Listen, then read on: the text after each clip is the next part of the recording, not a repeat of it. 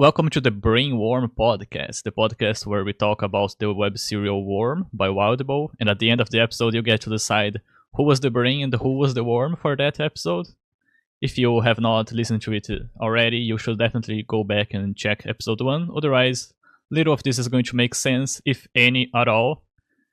The idea here is that I have already read this story, but my co-hosts have not. They're getting through it for the first time, and I have been doing completely legal things to get them here to read this story and talk about it with me.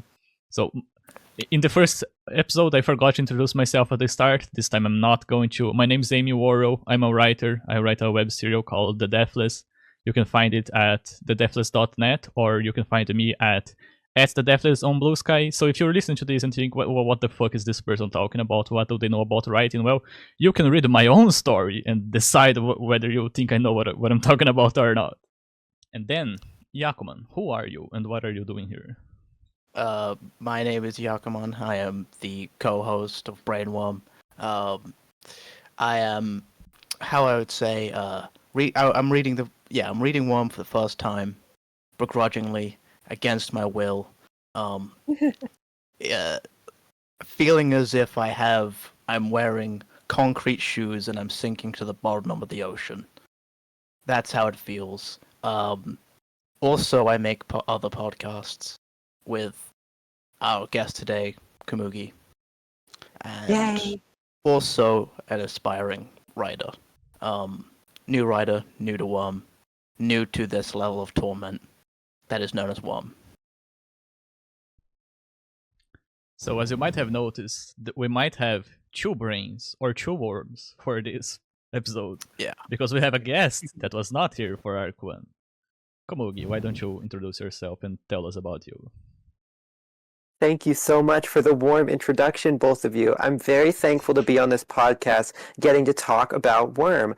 I am KOMUGI, also known as Genki and Sienna on YouTube, which is the name of my indie animated series where the co-host, Yakuman, is going to be one of the actors in the series. And I also have a channel called That One Lucario Fan, which is primarily for anime-related discussion. If I want to make my own animated show, I need to analyze it as well. And on that anime channel, Yakuman is the co-host of a podcast with me called Let's Talk Precure. And that's everything about me. Glad to be here. Cool. And yeah, there will be links to all of this in the description, so don't feel audience member as if you have to remember any of this. You can just scroll down and check it out. We will be doing other podcasts in the future and maybe appearing in as guests in each other's podcasts. So if you are listening to this like in 5 years from now, there might be a whole lot more to check out. Yes.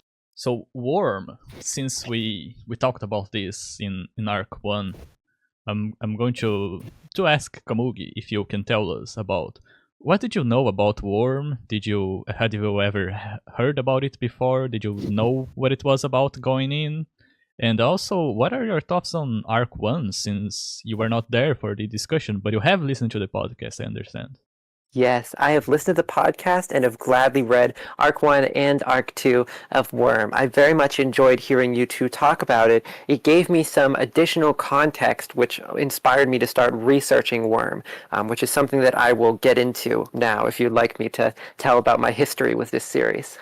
Yeah, so did you listen to the podcast before you read it? No, after. Oh, okay. No, yeah, then go ahead. Tell us your Worm experience. Absolutely. When I was young and in high school, I wanted my upperclassmen, the people who were 12th graders when I was an 11th grader, and et cetera, to be friends with me and to think I'm cool as well. So I took interest in what they talked about, and they talk about a lot of different popular like internet series. One of which was Homestuck. Another one was Welcome to Night Vale, and I do remember now that another one they mentioned was Worm. At the time, I didn't know much about these series because I never really researched them. I have very little experience with Homestuck, very little experience with Night Vale, no experience with Worm until now, but I definitely heard it from my classmates before. So imagine my surprise when I heard the name Worm getting mentioned again in Trixie's live streams. All of us here are good friends with a YouTuber named Trixie the Golden Witch, who does live streams, and we attend them, and because we're friends with her. And basically, Amy here has actually gotten Trixie to read some of Worm on her streams. So Trixie's streams was the first time I ever heard the early chapters of the first arc of Worm. Yeah, funny story. It was not me who actually paid for those chapters. I just happened to be there in the mention. Yeah, I think so. I'm pretty sure. Z-Cypher said I paid for it the second time because I didn't know it happened the first time. So yeah, I know it's definitely Z-Cypher the second time. Shout out to Z-Cypher on Blue Sky, by the way. Draw some of the coolest art you'll ever see in your life. They should draw Worm. They should draw Worm. I wonder if they have already drawn Worm because they have read this. They might have. Yeah, they are a fan. Yeah.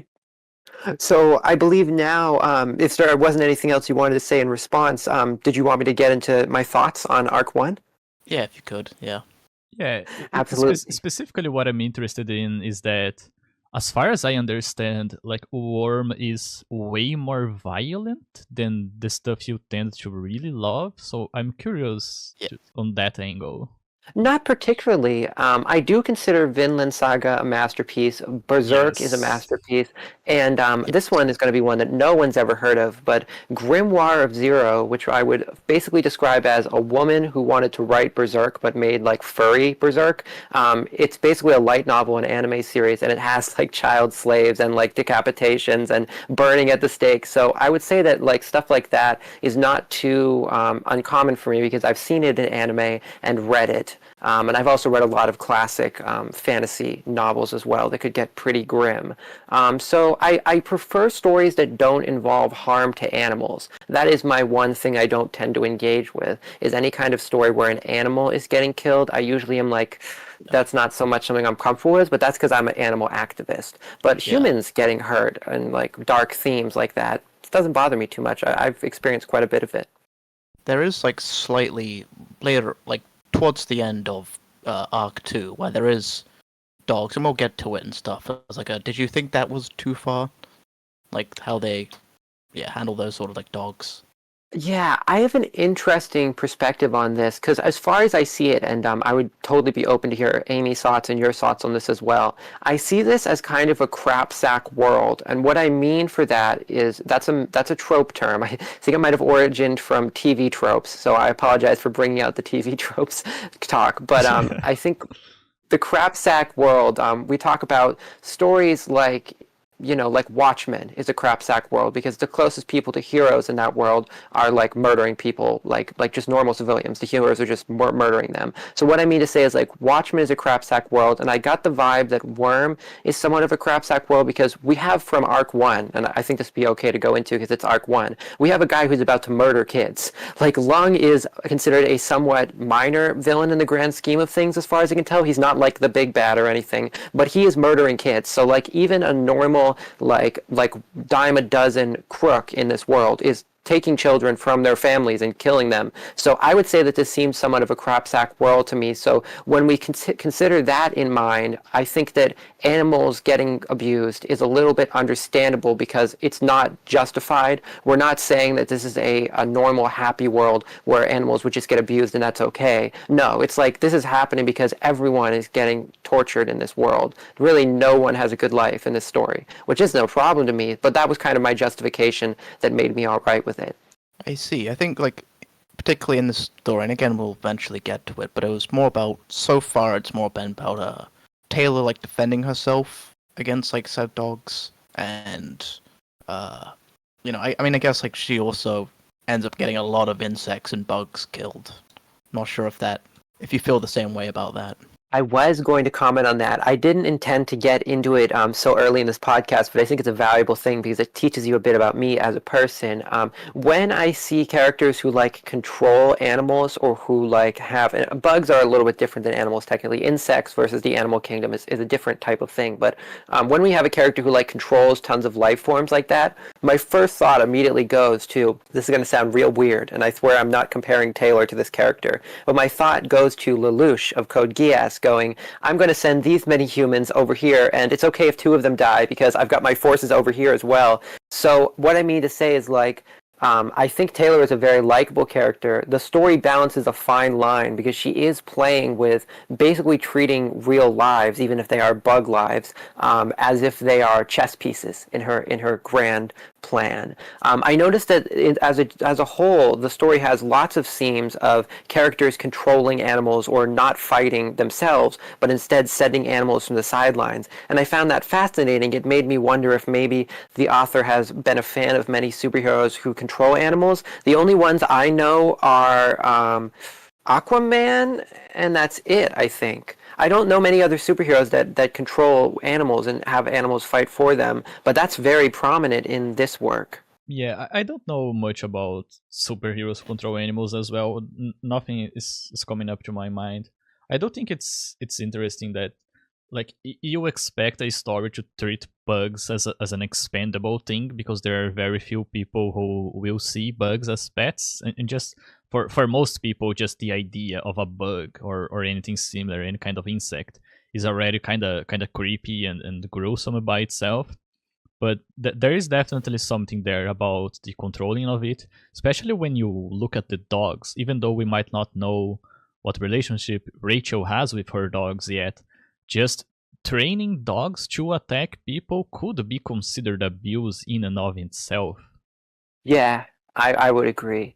Especially when it's for the sake of vigilante work where it's not managed. Like, we think of dogs that work for the military and help sniff out, like, various stuff. That, at least, is a managed thing where, like, there's a proper training regimen and the dogs are never getting, like, denied food. Well, we hope so, that they're being treated humanely. But then when you have, like, this independent vigilante sort of organization training dogs, it really opens things up to abuse. Like, I don't want to think about if those dogs, like, potentially were, like, left outside for the night because they just need to get them tougher, you know, like, so you deny them food tonight, they didn't do a good enough job. Like, that is depressing to think about. I definitely agree with you, Amy.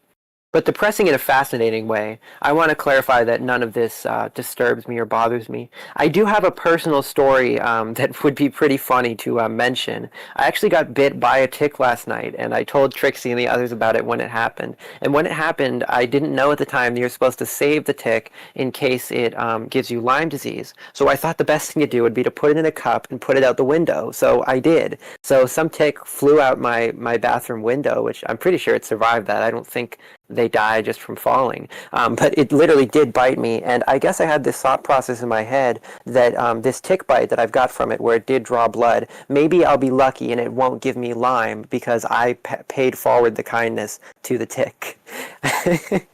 Yeah, you're going to develop tick powers now. Doesn't sound too bad. As long as they don't bite me, it's very, very uncomfortable. Yeah, you could start going around. You could dress in like all blue. Start calling yourself the Tick, probably. The tick. I think that's. I don't. Yeah, I don't think that's been cartoon. taken. Yeah, I don't think that's been taken already. Yeah, and then I'll dress up in white and I'll be like Mothman. Yeah, that'd be cool. That's good stuff. I can't believe you just came up with that with like no outside influence. Well, you know me. I'm a genius. That's why I hate Worm. Wait, that actually is going to be something that I'm going to be interested to get into in this podcast, because when I was listening to episode 1 of the podcast, I saw that Yakuman said that they kind of were like forced into this, and they found it like unfortunate that they liked it because they didn't want to get into it. Did you have any past experiences with Worm? I don't think I remember you saying that. Did like you have a past experience with Worm where like someone told you about it? Is that what made you have all this lore with it? I hate Worm because I'm a self-respecting human being. Any amount of positive, any positive thing I have to say about it is merely kayfabe. This right here is not the mask. The mask is the one that's saying, "Hey, I like this line. This line's written pretty good. Hey, I like this Taylor character. That's subtle. You know, there's like the subtleness to the way in which she sort of complains and stuff. And like, when I say later on that I find like the bullying scene in like part 3 of arc 2, when I say like that I found that very emotionally compelling, that's all kayfabe. That's all a lie. I was so curious because the way that you talk about it, it really made me think that like you'd had past experience with it before. Like it does kind of remind me of Homestuck with my high school friends. Like when I finally got to Homestuck years later, after Trixie was like, it's important to web culture." I was like, "Oh, it feels like I'm back in like high school art class." So I thought you had a similar experience. That's really interesting, though. I feel like probably I've said enough about chapter one now. Was there any other specific questions that you all wanted to ask me? Well, before that, I just wanted to explain that what Yakuman just described about how he's wrong, like that's why I'm here. Much like the character in my profile picture, Queen from To Be Hero X, I'm here to put order to the world, so whenever I see someone being wrong, I put all my effort into making them correct. So this is why we are doing this podcast. I see. I see. I understand what I've stepped into. It's basically like Cute Legend of the profile Galactic pic, by the way. Heroes. I love that series. Thank you. Sorry, what were you saying, Yakuman? Yeah, it's basically like Legend of the Galactic Heroes, but warm. But warm. That's amazing. That is such a good clip. I'm gonna literally send that to Caribou-kun after we record this because he's a big low GH fan, and he's gonna love that comparison. That's awesome. What a cool thing that you're doing with this podcast. I feel very thankful to be included. Thank you both. And it was fun. I like reading. I just got done reading like nearly all of Warrior Cats because my local library gave it to me for free. I went there and was like, "Do you have Warrior Cats?" And like, "We can give you Warrior Cats. We need to get rid of these books." And they gave me a giant cardboard box of all of Warrior Cats, so I read it. Can you give me the address of that place?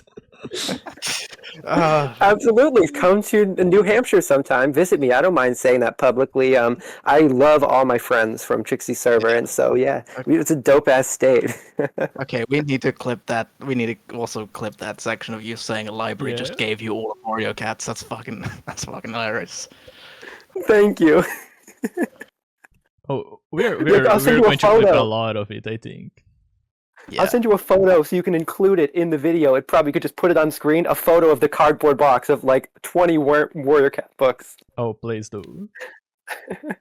Yeah. No, there is a little bit more that I might want to ask you about from Arc 1. Of course.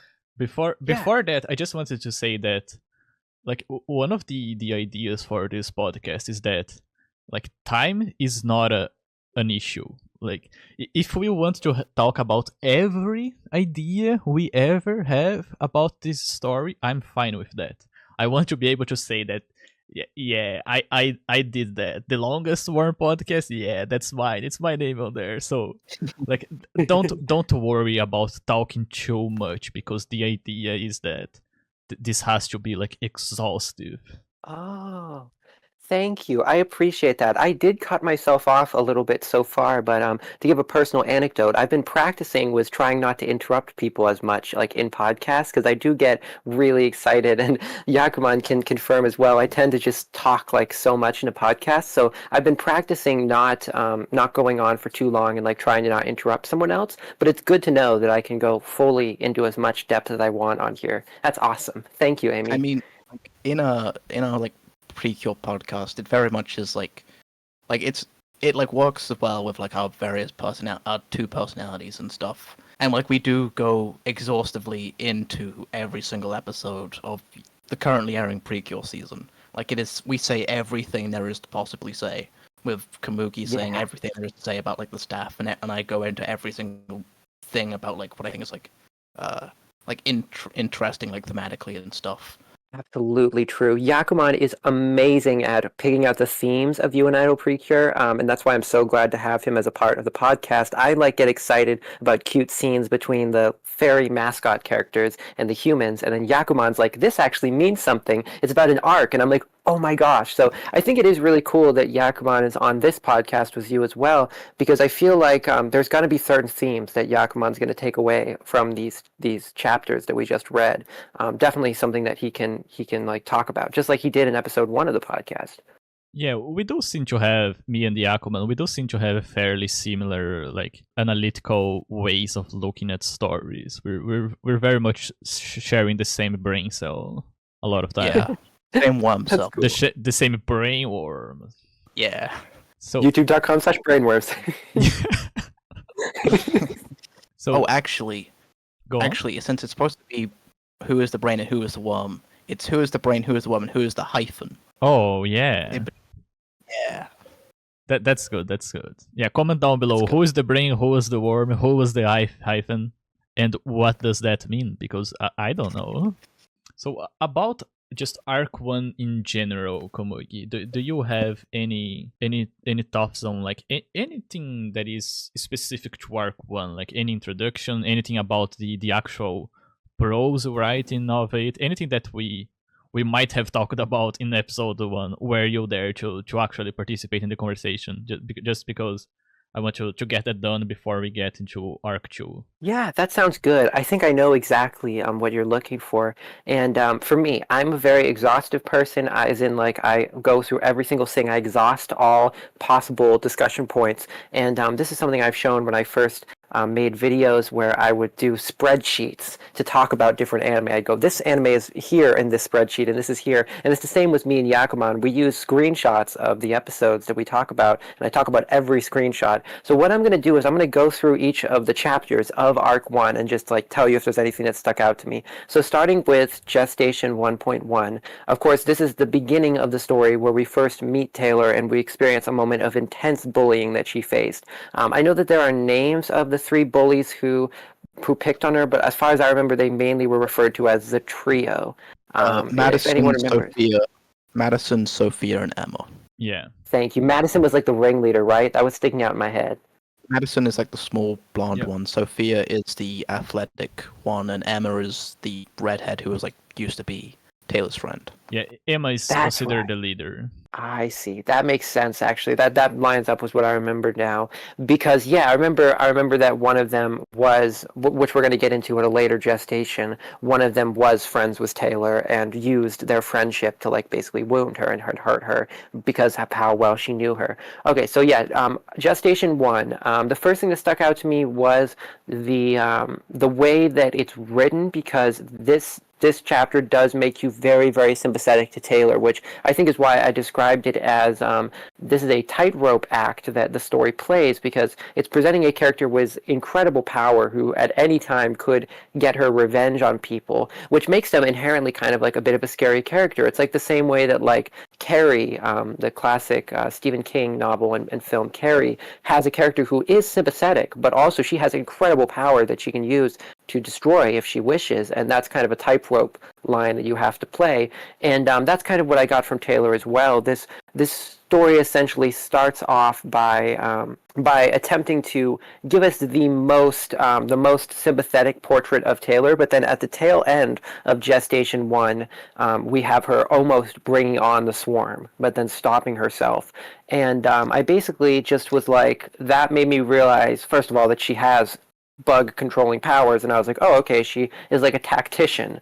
But it also made me realize that, like, okay, she is a character who is capable of making her life better, but is holding back from it. I think when I heard Trixie talking about this story like on the live stream, I didn't process the story so much as I did Trixie's response, which I think is what like the purpose of telling someone about a story is not just to like hear the story from their voice, it's to hear their thoughts on it. And I remember that Trixie's thoughts on Worm Gestation 1 when she read it were, if I was in Taylor's situation, I wouldn't hesitate to get revenge on all of them. That was what Trixie said. And that made me think like, yeah, that's kind of the difference that separates like an average like person like you and like I versus like a character who can be a protagonist of a story. If Taylor was the type of person to just get revenge and like make her life better, then we'd be dealing with a totally different story, and it wouldn't be this type of coming of age story. It would be a story of someone who probably burned themselves out. If we're being honest, they probably would get arrested, and probably like their story would end very quickly. At least it would become boring because it would be them trapped in a jail cell. So what we see with Taylor is a character who is admirable, and that's what allows the story to keep going. It's like a Spider-Man kind of thing. Krona would appreciate that reference. Yeah, if Taylor did not hold back that way, then the whole theme of Danny inheriting this like internalized violence from his father and then presumably passing it down to his daughter, like none of that would exist, and it's very much core to the character. So you can definitely see ways in which, like, yeah, this is a story for as realistic and down to earth as it is. It's still a story written to be entertaining and to have character arcs that might not necessarily relate to how things would actually play out in real life, which is normal. It's completely fine. Yeah, exactly. I think that stories are really cool for that way because they allow us to explore these type of character arcs, but have things that happen that potentially make us feel like, oh, that sucks that happened to the character. But that doesn't mean that it's a bad story. It means that it was doing that to teach us something about that type of life experience. With that in mind, I'll jump right into Gestation 1.2. This is going to be a wild comparison, but the comparison I would make when I'm thinking of Gestation 1.2 is I would compare it to like the opening scene in a Precure episode or like a first episode or in any Magical Girl show in general where they're walking on the way to school and they're expositing stuff. And it's like, I am Sakura Uta, this is my life, I have a dog, like that kind of thing, because what Gestation 1.2 essentially is an extended sequence of Taylor on her own, not really having any character interaction, but instead just telling us about her past. This is when she tells us about, it was Abby. Abby was the one who was her old friend? Was that, yeah, I think? Emma.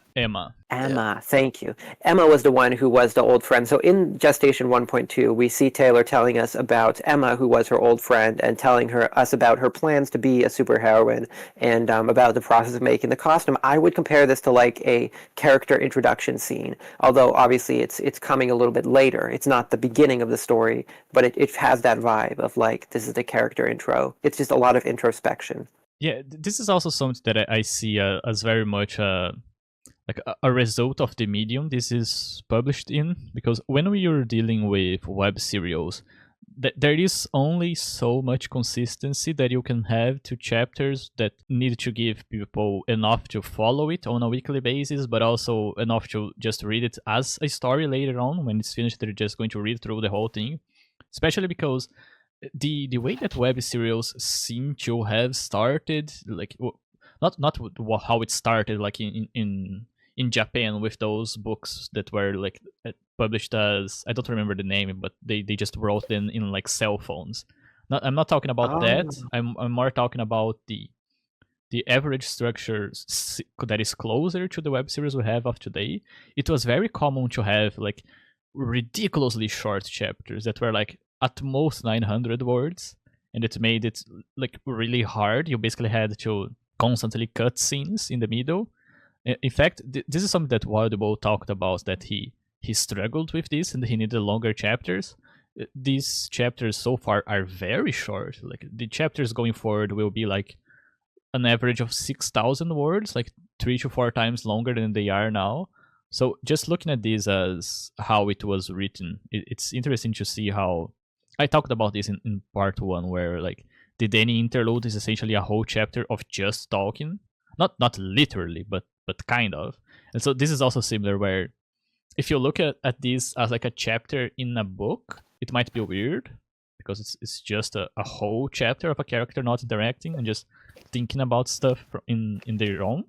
But when you see it as part of a whole and you are interpreting it as the whole text, and the chapters are just the way that it was broken to be published to you, I find it interesting as a web serial author myself to look at this and be like, yeah, these chapters are kind of inconsistent in a way, but that did not stop these people from getting through and like eventually coming to love this story, which we know because of how much popular like internet press it has. So it's a little reassuring, I would say. Yeah, like for example, there is like, I mean, I think they do sort of complement each other. Like it's not like they all stand alone so like completely. Like for example, in Arc 2, there's like an entire chapter that's just Taylor reading Wikipedia of like the various villains she ran into and stuff, and it's quite lengthy actually. That chapter itself of just Taylor reading, but it does like it gives you an idea of like what the public perception is of these characters before she eventually meets them later on in that same arc, and we find out like the differences between like how the public knows about these villains, these heroes and stuff, and how they actually are, and how their powers actually work. That's so true, Yakuman. Yeah. Again, kayfabe. But yeah, that was just a caveat I would like to add. Then I think we were on chapter 3 for Komugi. Yes. Yes, we were. So when we're talking about Gestation 1.3, essentially this is where the story made me think, oh, this is a crapsack world, because this is the chapter where we saw Lung outright planning to murder kids. And obviously my sympathies for him went like completely non-existent. I mean, I didn't even know who the hell he was until this chapter, but if there was any sympathies I would feel for him, they're gone. I don't even care if he actually looks cute or something. He's ugly on the inside, so ugly in the sense that he's a terrible person. So yeah, I hate Long. I feel like I'm curious to hear Amy's thoughts on what I say when I say crapsack world, because I don't mean that like there's no hope. I just mean that like this is a world that is dark. Like it is a world that is dark. Things are always going to happen because it's like it's pretty fucked up. I'm curious to hear if Amy knows what I mean when I say crapsack world and like agrees. I do understand what you mean, yes, and I actually like this is a subject that comes up quite frequently when people are talking about like more traditional publishing, especially because we had the boom of green dark fantasy in like the last 2 decades basically, but I think it was mostly like because of like Game of Thrones success in the last decade. And so this idea of the dark world that people often talk about, how it's not just morally gray, it seems to be talking about how bad of a thing humanity itself is. And I often think that people are doing a very superficial read of it, because in order to write a story with this idea of hope for the better, you have to show all the issues that exist. Otherwise it feels like just like pandering. It's like the opposite end of what happens with like very traditional heroic power fantasies, where even though sometimes characters will do fucked up things, people don't read it deep enough to see it as like a dark thing that a character maybe should not be doing if we see them as heroes. And then on the other side we have this idea that just because the world is dark, oh, the author is making it dark, so he wants to grab your attention. But you have to look at it a little deeper and see what it's about. Like there is, I assume so, but have either of you watched Monty Python's In Search of the Holy Grail? Yes. Oh yeah. Yeah, so that scene in Search of the Holy Grail, where Lancelot just starts killing everyone. He just like goes on a rampage, and like what that scene is parodying is the idea that the hero is allowed to commit violence without people seeing it as violence, because he is justified simply for being the perspective character. This is something that So you see that in like a lot of like cop, police, protagonist type of stories and stuff, where it is just like a badass guy mowing down all the bad guys or the criminals and stuff. Yeah, and no matter how they do it, it's justified. This is something that happens in like actual play tabletop RPG campaigns, where heroes are just allowed to be violent to NPCs, but they're like nameless NPCs, and it's kind of funny. But if you think about it as an in-universe narrative, it's a lot more serious than that. So to bring this all back to the dark world that the series is set in, it's not as if it's any darker than actual real life is, but it is necessary as a theme for where this story is going. Which is, like, if you're going to write a story that is dark, as soon as you put a character through something, I think that you as a writer has an obligation to see it through, to see the character through to the other side and talk about how that affects them. So if someone reads the early sections of Worm and they think, oh, this is way too dark, it's there so that there can be a theme of hope for the better. It's part of the narrative. Like a story being morally gray does not mean it's pessimistic. In fact, the darkest stories I know of are optimistic, because they show you all the worst things that could happen, and then they end on this note of, oh, like the character's finally free. They can finally start doing something better. So I very much appreciate how Wildbow does I would not say just edgy side of this narrative. I would say it's kind of just horror, really. Yeah, I think it's only really war stories.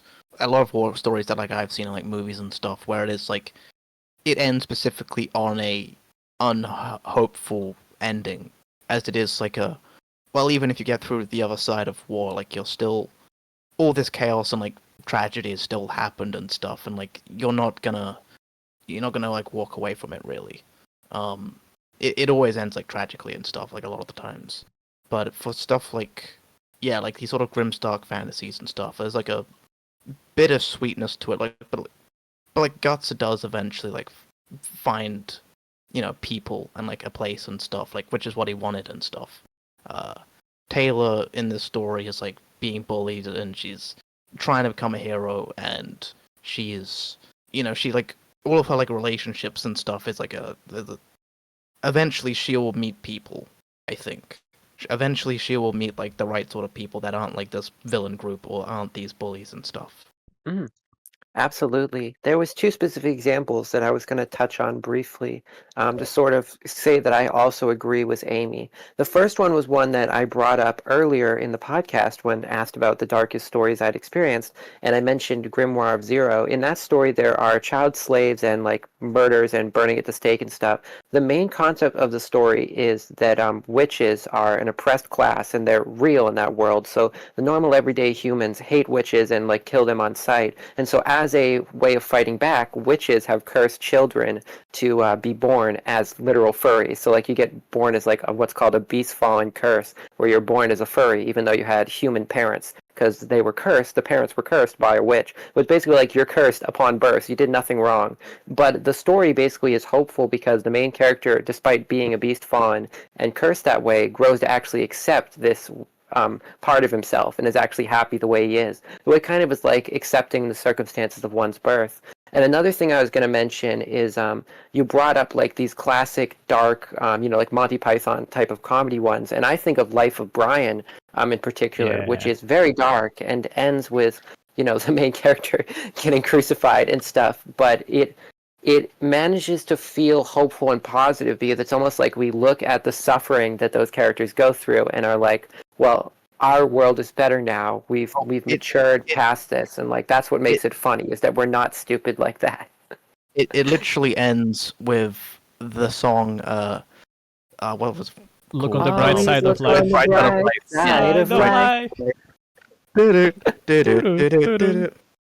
Such a banger. When life seems jolly rotten, there's something you've forgotten, and that's to laugh and dance and sing. That's how it ends. And them like selling the movie in the theater or something like that. I don't remember. Yeah, even when it comes to the war stories that end on this like depressing note, even if in universe that is how the story is ending, you still have a relationship to it as part of the audience, and so you can look at a negative in a story, but the effect it has on you as the audience is positive. Like nothing gets better with the protagonist of the human condition, but the fact that we see that happening gives us this idea that it's fucked up that we do these things to one another. So it can have an opposite effect without needing the narrative to go there itself. Like you can interpret the themes without it having to like happen as an event by the end. That's a good point. Yeah. Now I believe we were on Gestation 1.4. Are you all enjoying my like discussions of each chapter? Is this not taking too long? No, it's fine. Oh, completely fine. I can go for 10 hours if you want me to. Awesome. So Gestation 1.4. Oh, were you going to say something first, Yakuman? Oh, I was just going to say, it's like, listening to you talk about Worm is not any worse than actually reading Worm. Actually, I'd much rather you just talk about Worm. Aw, you're the best, Yakuman. Just like read this story and tell Yakuman what happens in it. It's going to be like, yeah, that's cool, I guess. That's awesome. Definitely.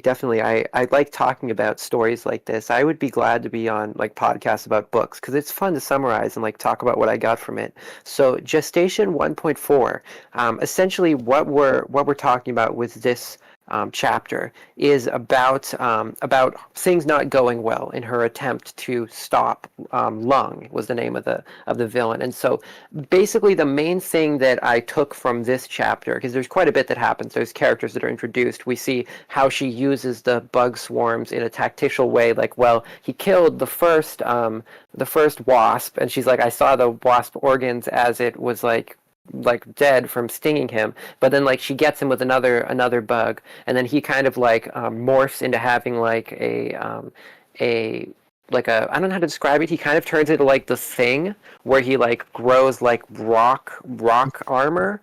I think the idea is that he turns into like a dragon. Yeah. Oh, Or dragon adjacent, something like that. Yeah. But the way it's described, I think it's more metal, like ore than rock. that's interesting. I was thinking a lot about when I read this part. I was thinking a lot about how much I would also value this story if it was adapted to another medium. And I feel bad that I'm bringing this element up right when Yakuman went on mute. I hope he's still able to hear it so that when he comes back he can reply. Because I was going to say, I was thinking about how I would value this story in animation because it would help me to understand some of these concepts a little bit clearer. Like, because I think reading is a cool way to experience action scenes, but sometimes my brain gets a little lost in it. But with animation, I'm able to follow it. And I was thinking about how a series that Yakuman really likes, which is a certain magical index, has like crazy ass powers that I know if I read the light novel, I wouldn't figure out and be able to understand. But because it's in the form of an anime, I'm able to understand it a little bit better. So I definitely could tell there was some cool powers being explored here, but I did get a little lost. I especially got lost because like she said that she was afraid that she was going to lose, and so she began to plan for a retreat. And then it said that the villain, no, the Lung guy, heard her, so he had super hearing. And I was confused if he was literally looking at her face to face in that scene, or if it was just that he heard that someone was there. I didn't understand how caught she was. So what happens there is that like as Lung is turning, he gets like these minor powers as well. It's not just that he like gets stronger. He gets stronger, he gets toughness, he gets fire, he gets super hearing, and each one of these is a power in and of itself. So like they start piling up. And what happens is she turns to leave. She's on top of a building, he's on the ground. She turns to leave and he hears her steps. And so he realized, oh, there is someone leaving the scene and all of my goons are away, so it has to be the person attacking me. And so he turns, like it's that scene where the character turns to the camera, basically. And so and then after turning towards her, he has not seen her, he just turned to where he saw the sound, and then he jumps on top of the building. That's when they start fighting. That makes more sense. Yeah, I was really confused. Because it was basically like I understood that it was not going well because she couldn't even escape at this point, so that was very scary for her. But I was confused on like how fucked she was. Like I didn't understand if it was like, oh shit, I'm fucked, like I'm literally approached by him face to face, or if it was just he heard her escaping. Now I understand better, so that's why it clarified the whole he has supersonic hearing thing. There's one part where they say like he turned his eyes towards the front or something like that. Is that the moment that you're describing where he like turns his eyes towards the quote unquote camera? Yes, that's at the very end of this chapter before he starts like climbing up the building. Ah, I see. Okay, that makes sense. Now I understand what the events of this are. Basically, that was all I had to say about this chapter, because it is basically just the conclusion of Taylor being on her own in this fight. It is very like well written. It's a good action scene, but at its core, what this chapter is Taylor is on her own so far in the fight. So I don't have much else to say about this part until we get into chapter 5, where we have new characters actually introduced. Does anyone have anything else to say, or do you want me to jump into 1.5 now? Yeah, you can jump into the next one. Yeah. Did you hear what I said while you were gone, Yakuman? I compared this to Index because I said that this series is very complicated with the powers, and I feel like it would benefit, or I'd be able to really appreciate it from a visual anime adaptation. In the same way that Index, with all its crazy powers, is like easier for me to understand in the form of animation. Yeah, I'd say there's a similarity to Worm and Index. Yeah. Awesome. I Yeah. think Index has a series has a much like larger pool of like where powers can come from. Like this, from like True. what we see now, it like mainly sticks on just like superheroes. The idea of superheroes, and like I think it's like a genetic thing mainly. I could be wrong about that. But like in Index, it's more like you're immediately put into a world, a city that's like technologically advanced. It is established to be psychic powers specifically, and then immediately we're met with magic, which is the main character does not believe. Like there's no such thing as magic. And then and the entire there's like entire magic world. There's a religion, powers, and stuff, and it's a lot more like bigger and broader in terms of like powers. And like what like sort of supernatural things can happen within the story. It's a lot like bigger and more varied than I think Worm is trying to do. But I agree, Worm, the anime, make it happen. Yeah. Or don't. Well, there is a lot of conversation. There has been a lot of conversation about possible adaptations of Worm in the past.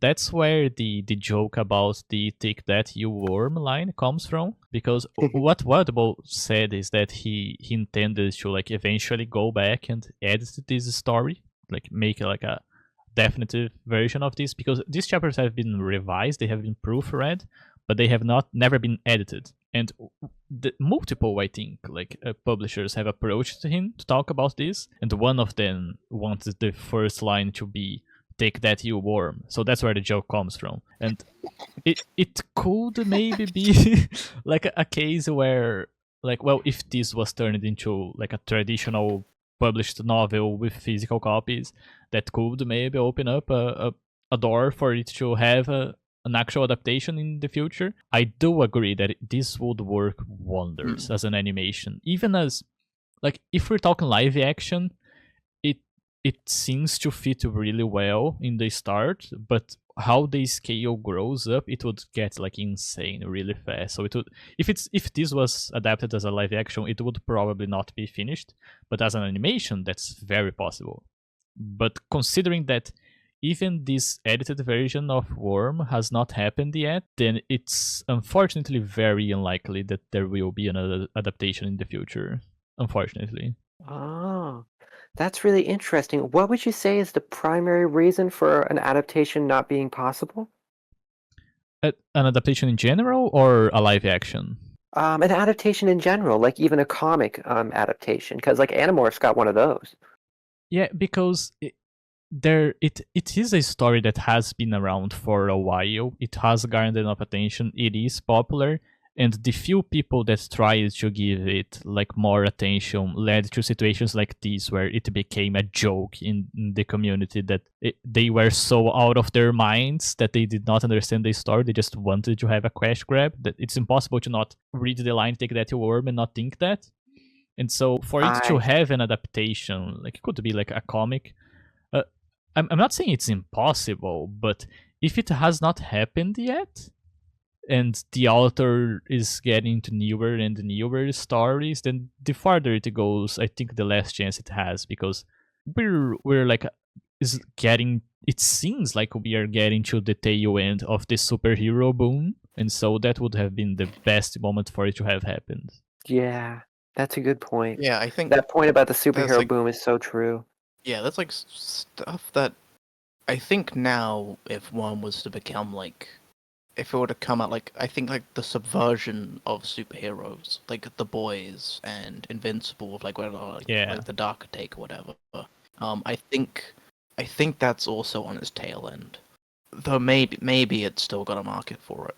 Yeah. Also, I don't think Worm would work as movies. It has to be like an HBO show or something. Yeah, That's kind of like the Sorry. issue of what happened was a book series that I read when I was growing up. I almost literally blanked on the name. It was called Divergent, and if I were to describe it to anyone, I would say it's basically like Hunger Games if it was written by a Christian woman, because Divergent was like very Christian themes to it. I just happened to encounter it because like I had a lot of people who I knew from like I used to go to church and stuff when I was young, and my parents would take me, and I just knew people from there. And they're like, "Yeah, Divergent." So it was like my Hunger Games as a kid, and that had a movie version, and it's like it's so impossible to capture like 90% of what Divergent is about in the form of a movie. Because when it's adapted to a movie, it's just like an action movie, like Hunger Games was. But like 90% of the Divergent book is just like the love triangle and the character's internal monologue. Like it's really more about coming of age and like a girlhood story. It's not about the action scenes, but that's all the movie really did.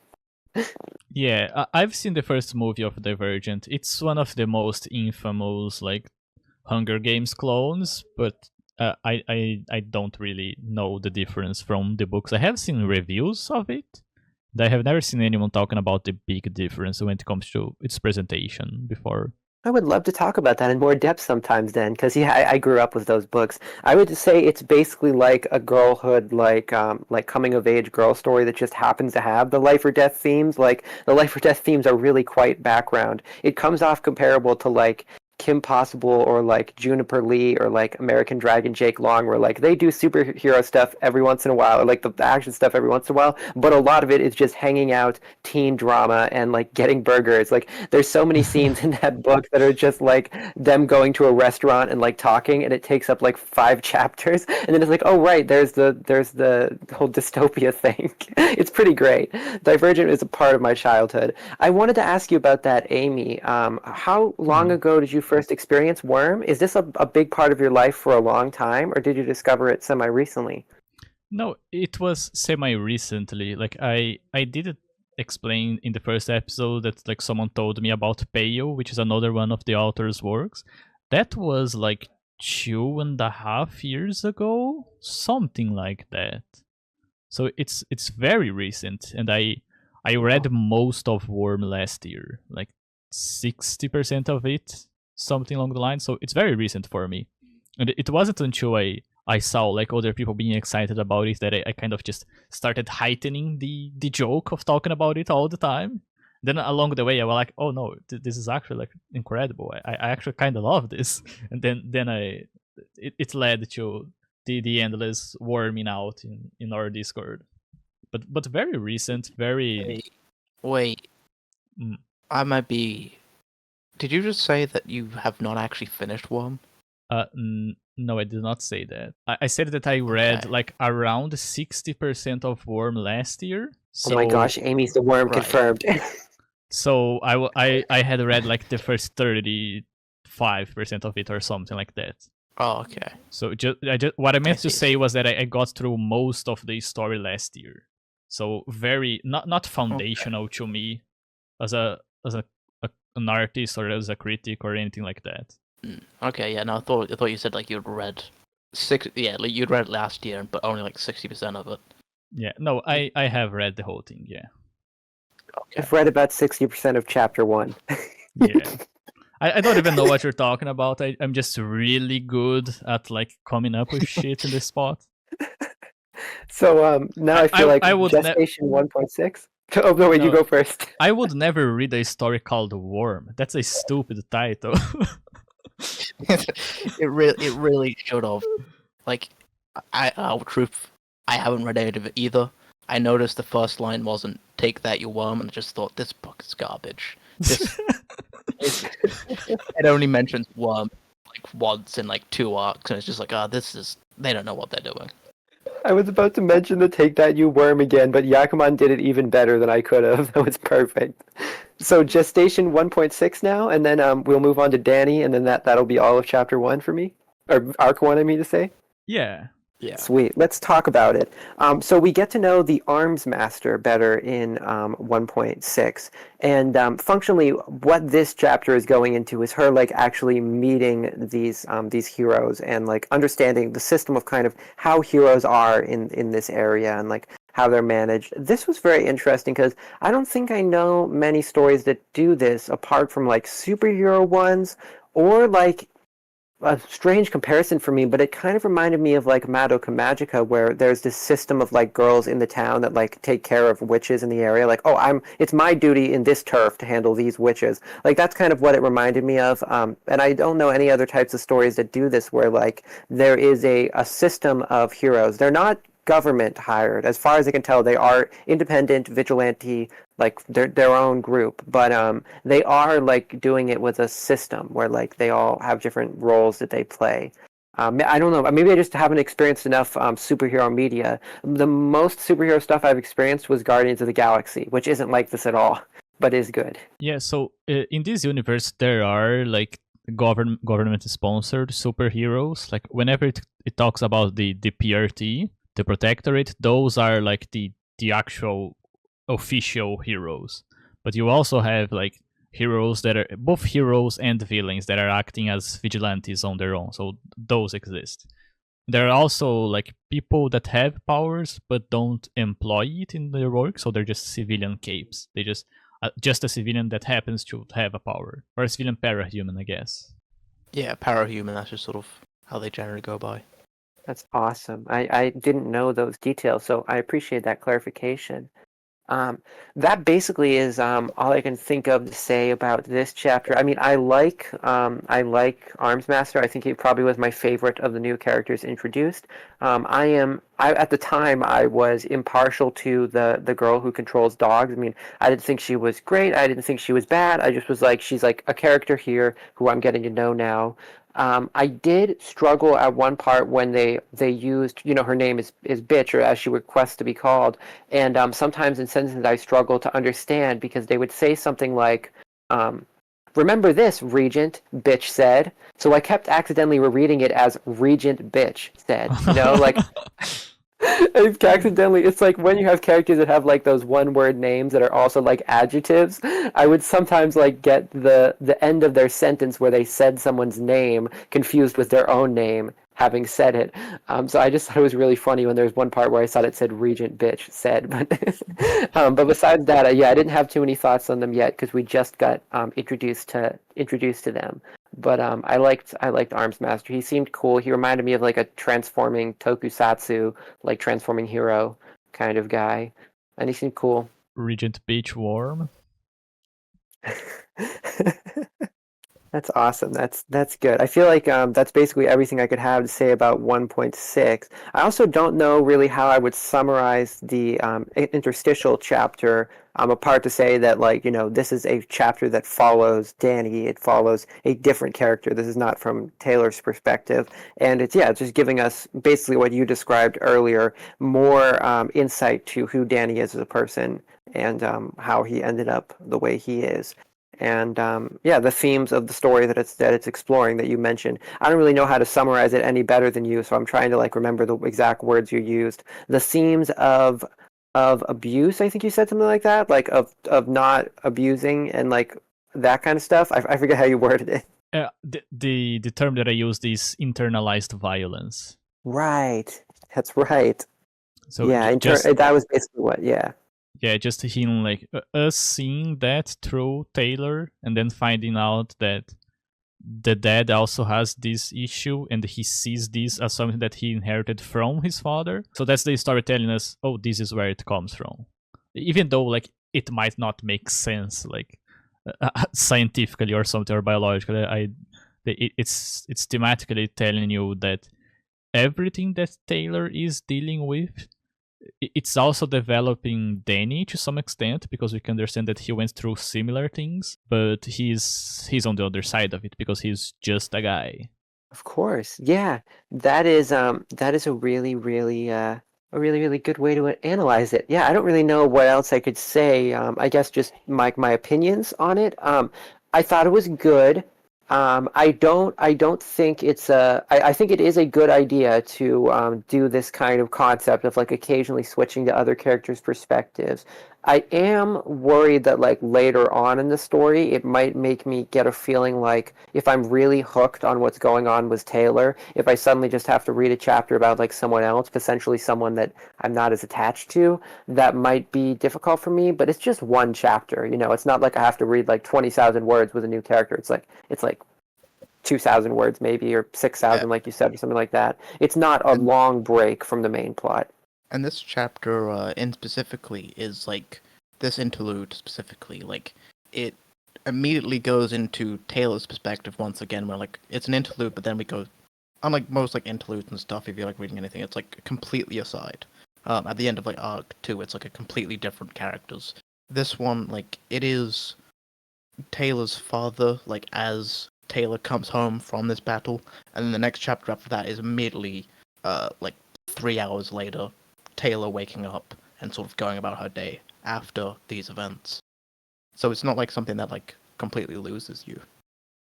That's Or, like, true. complete aside. Yeah, it doesn't really interrupt the narrative. Though, like, going forward, interludes are a staple of how this story is structured.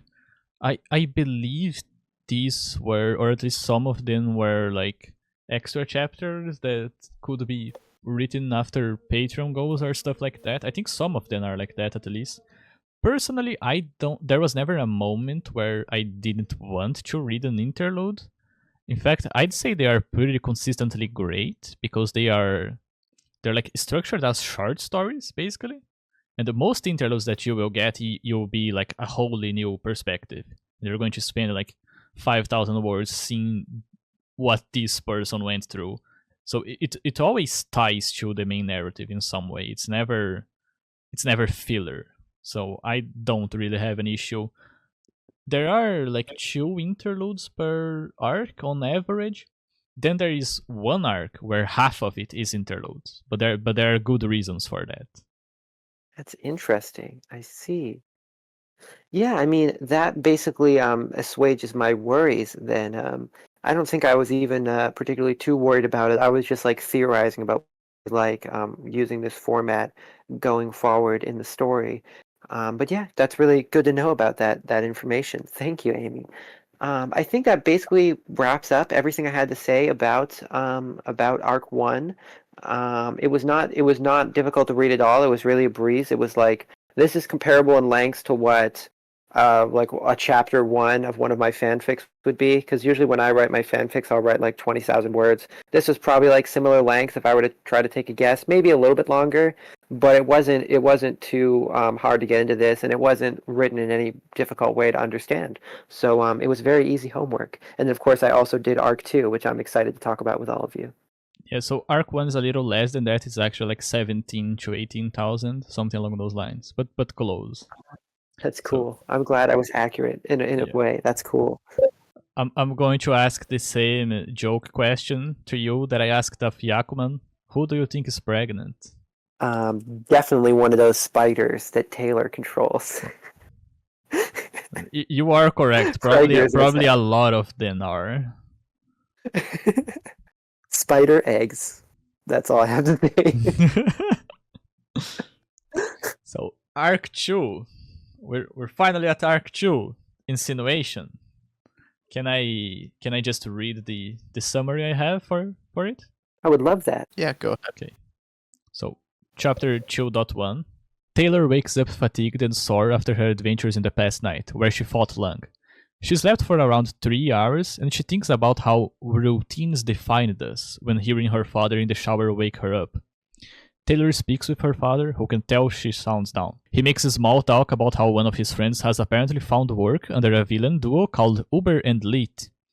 Danny says he heard Taylor coming in late in the night, and Taylor defends herself, saying she couldn't get her thoughts to settle down, so she went out for a walk around the neighborhood. Danny reprimands her for this, and they talk around the subject of school and bullying.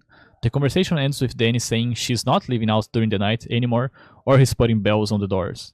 And then I have 2 quotes saved, which are, "Routines defined us," and "As a slave to my routine, it would be wrong to do otherwise." Alright, well, I guess, like, sort of, because you probably have, like, it, like, sort of, like, formed better in your mind, like, why did you have, those 2 quotes outlined specifically? That is something that is a little hard to talk about, because it's a theme that is very central to Taylor's character that is building here, and it's going to go places, but it's very interesting to see it this early on What I will say is that, like in Arc 1, we had this idea of Taylor, like her life turning to shreds, and she wants to retake some control of it. So what she does is she starts working out. She has this issue with her body. There is this physicality to her that she feels puts her down. And we talked about how she might appreciate Sophia to some extent because Sophia is herself like fit and athletic and in the track team. Yes. And then there is like this recurring theme of Taylor struggling with her lack of control over things. That, again, I can't be more specific than this without pointing a compass somewhere, but I have those down because it tells us a lot about the relationship. It continues building up the relationship that these two have, Taylor and Danny, as people who are not present in each other's life. They are just going about their day. They're just existing with what they have. And Taylor is starting to put in the effort necessary to break away from that by trying to become a superhero, while Danny is not doing that. He, like, what he does in this chapter, it's kind of similar to what Taylor is doing, where he says, "You're not going to leave in the night, or I'm going to put bells on the doors." Like, there is this feeling that this is the first time that this guy has imposed himself for several months. So they are slaves to the commodity of their daily life.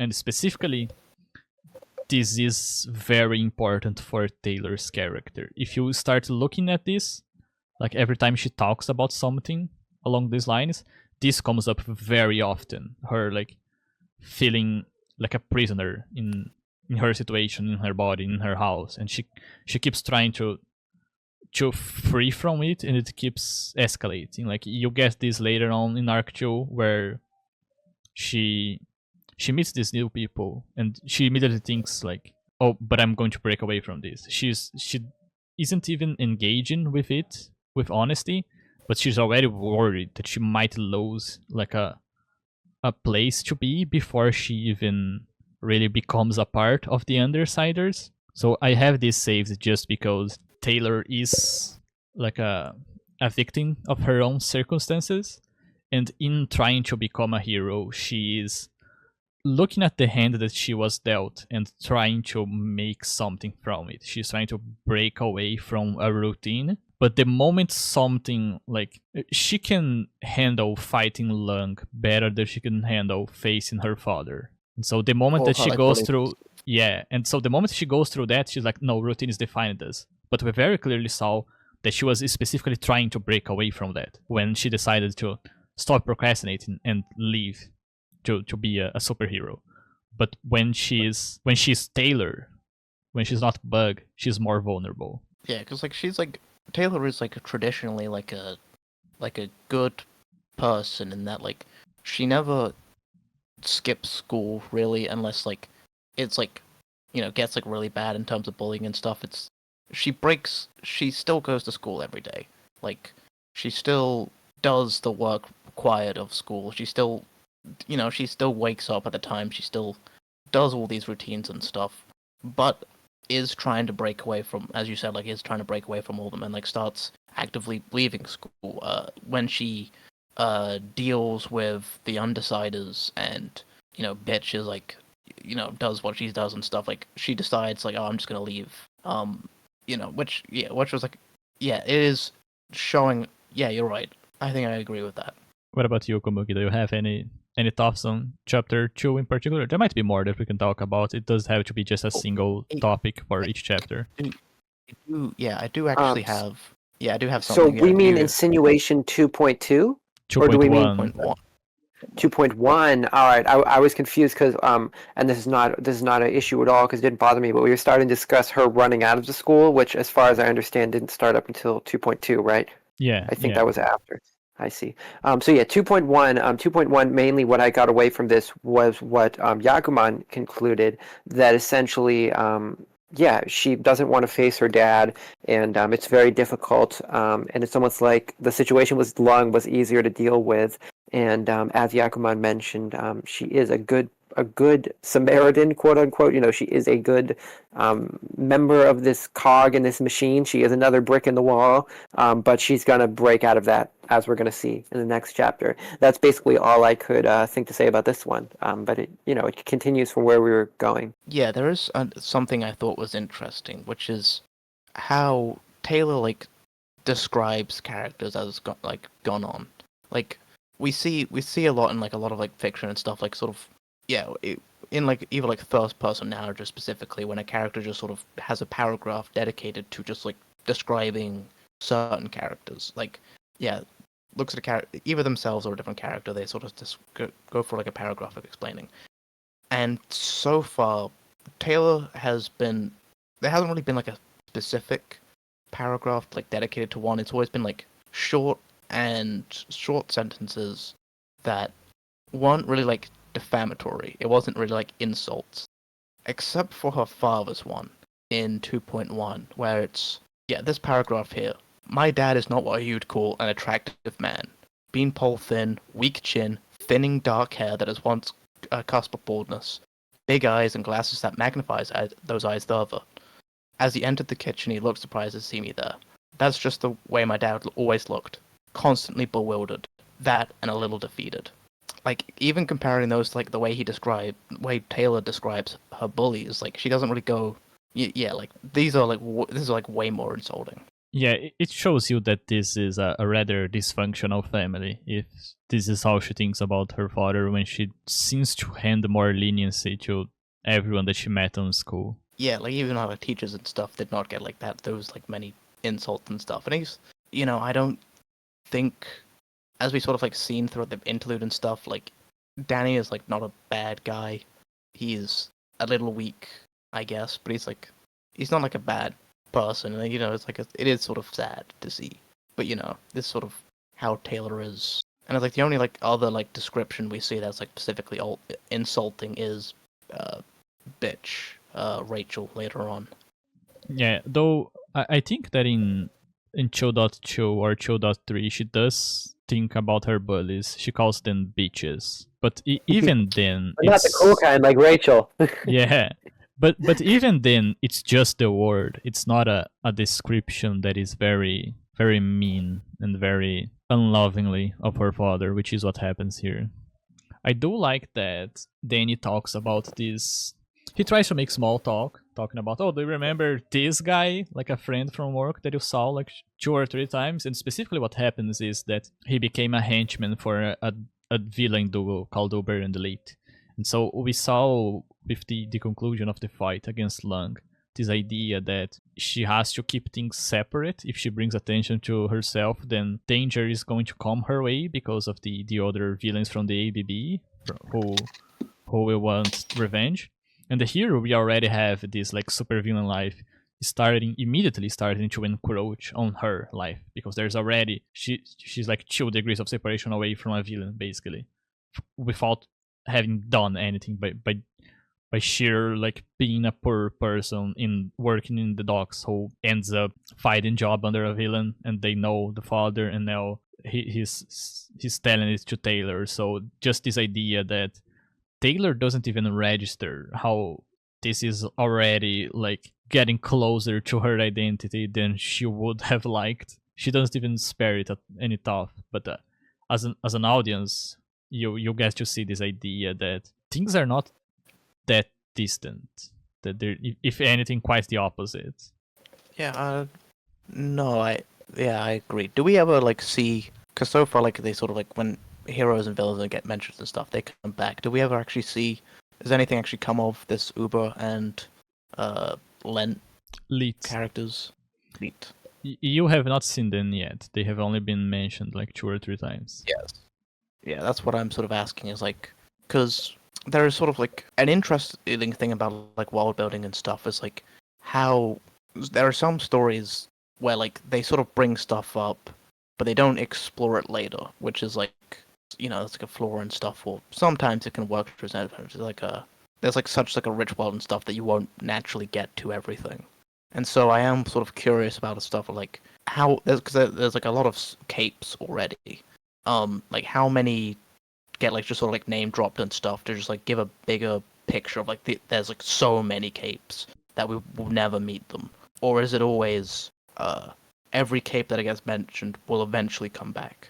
The vast majority of them come back. Yeah, the vast majority. Okay. Even if like a couple of them might be like minor, there are very few who are just talked about and you'll never even get to see them. Yeah. Okay. That kind of reminds me of like Marvel in that case. Then this is kind of like an Avengers style story if it only focused on one character, which is ideal and preferred.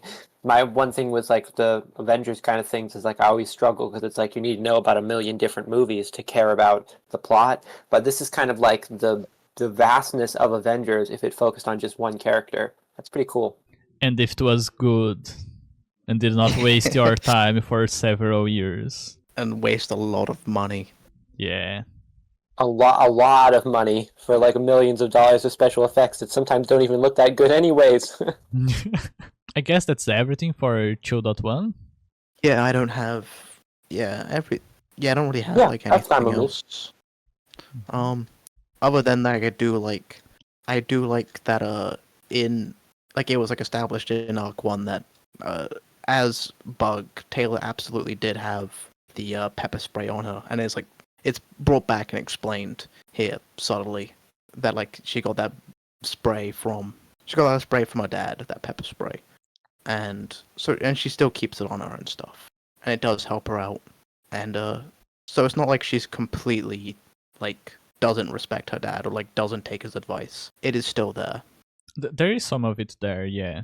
Though I do think it's interesting that the main points of connection that we have between Taylor and her dad are tools. Like it's not really them working through something emotionally. It's a pepper spray. It's an object. It's a tool. It's a weapon. Yeah. It's a cell phone.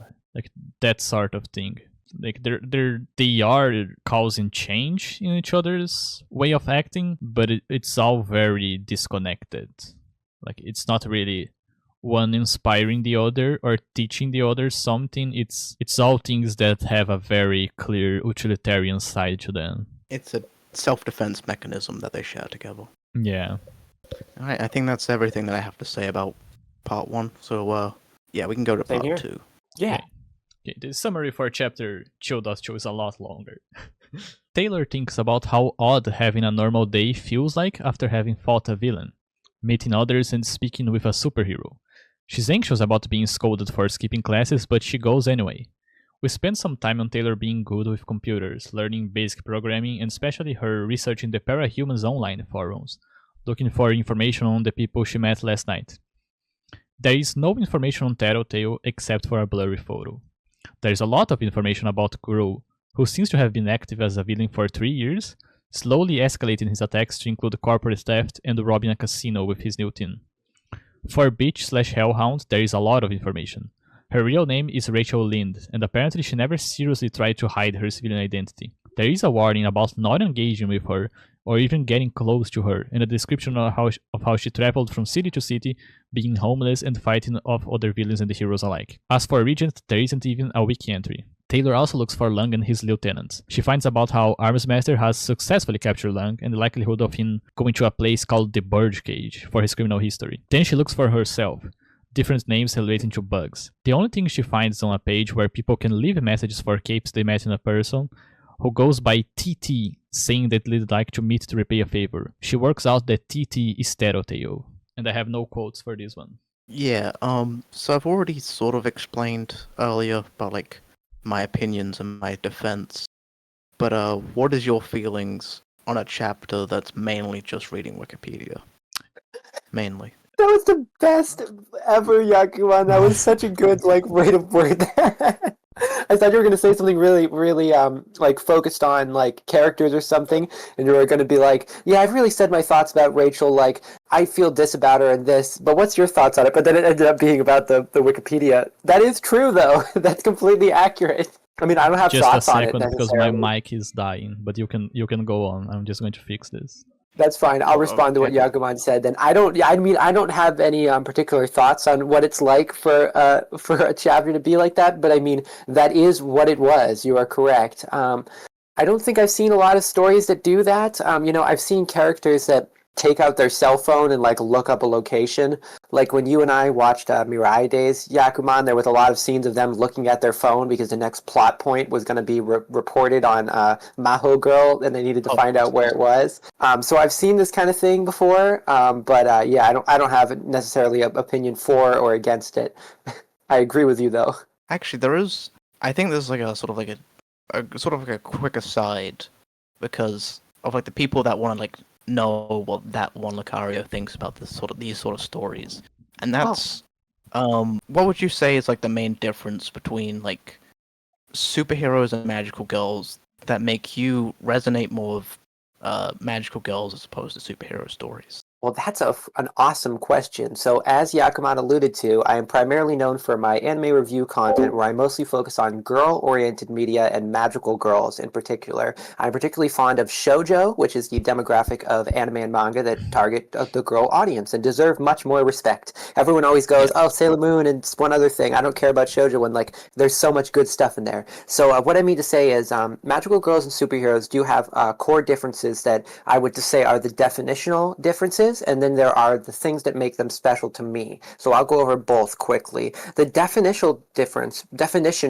between superheroes and magical girls is that superheroes usually are someone who have a power that was given to them through birth, or they got it through getting bit by a radioactive spider, and it usually focuses on a power that is more something that affects their DNA and turns them into sort of a mutant person. Like you see Spider-Man, you see a cyborg superhero like Cyborg from Teen Titans. These are people who have a genetic mutational difference. It's not them like putting on a magic hat and using magic spells. They would be like, even the character who is the most close to a wizard, which would be Doctor Strange, it still was like It was a similar origin to Spider-Man. So that's kind of what makes a superhero. Meanwhile, with magical girls, we see much more of the theme of an average everyday girl, boys who are living their lives and are approached by some sort of magical creature, or like bestowed upon by a magical like god from like the sky, a magic power. And so it is all magic based. So unlike people who have like mutant abilities that they just manifest naturally, the magical girl has a power that is magical. She was given a magic ability, and that kind of is something that magical explore a lot, which is what makes them separate. We see like what would happen if the mascot that gave the girl her powers like wasn't around anymore. How well would she be able to use it on her own? Would she potentially lose the power outright? In the Pretty Cure franchise, the first several seasons require the mascots to be with the girls for the powers to work. We see this in the original Futaiwa Precure and its sequel season, and in Splash Star Precure. If the mascots aren't friends with the girls and the mascots are gone, then the girls are just normal. They have no powers. You wouldn't see that in a superhero story, or at least if there is one, I don't know of it.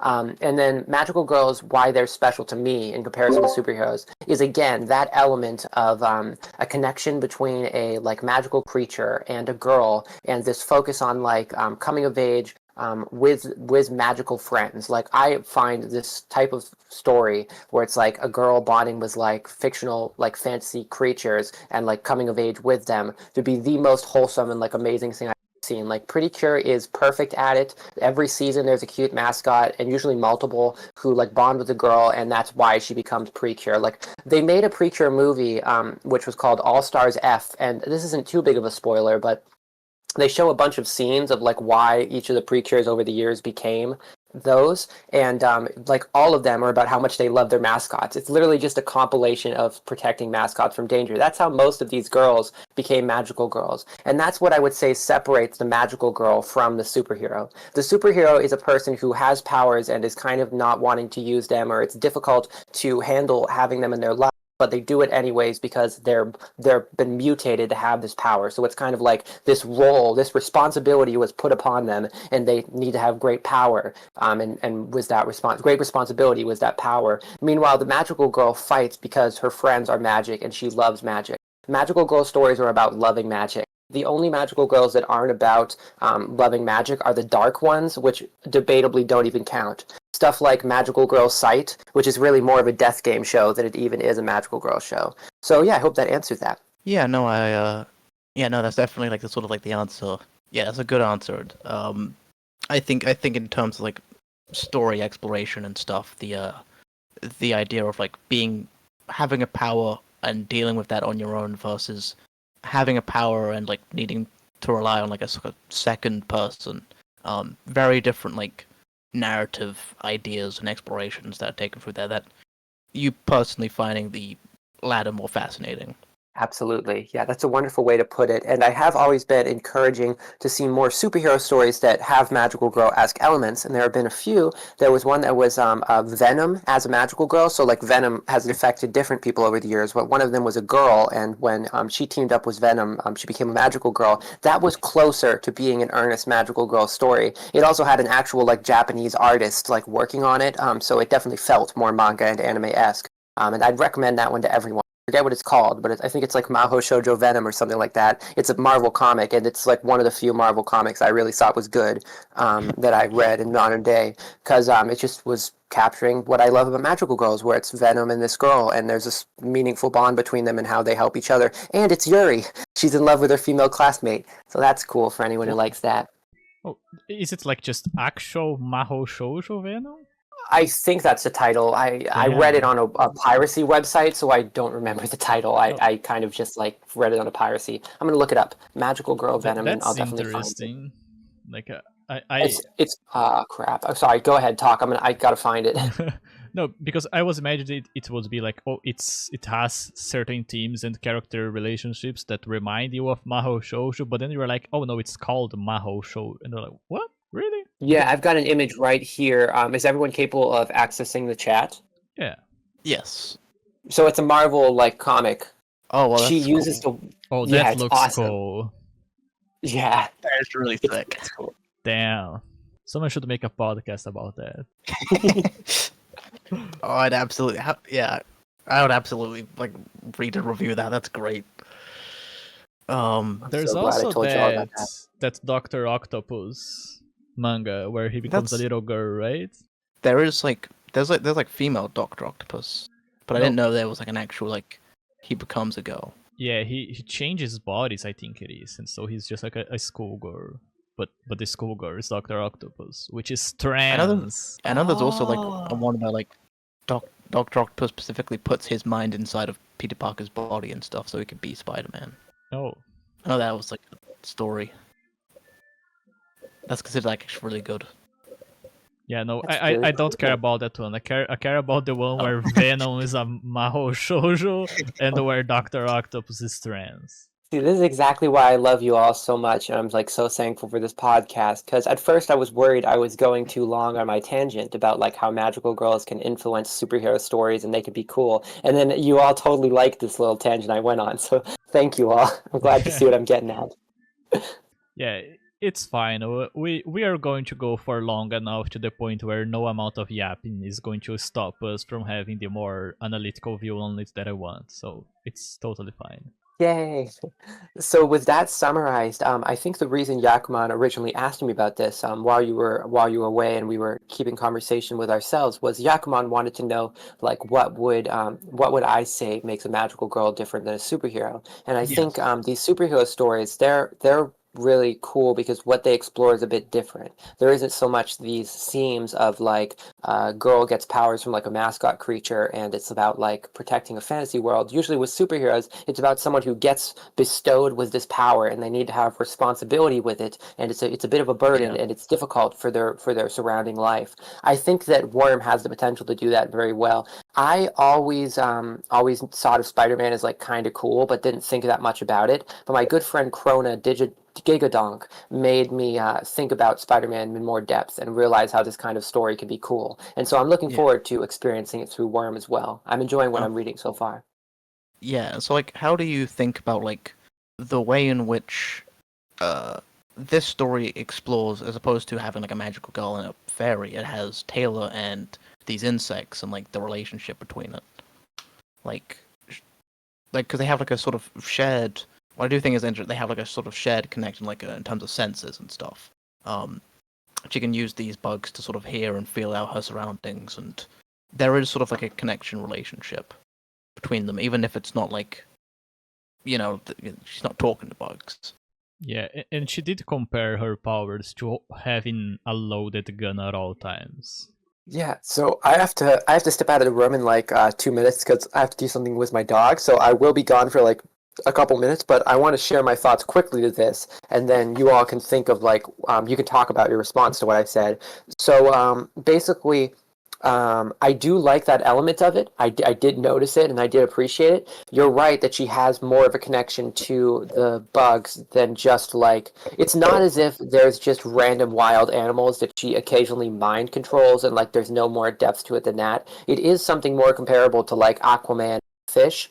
Or again, I feel like this is a silly comparison of me, but Lelouch and how he treats his like his people that he's sending out in battles, you know, like the rebellion squad members. It's basically like that's kind of how I felt like from this. What I mean to say is basically that Taylor has all of the power in this like relationship between her and the bugs.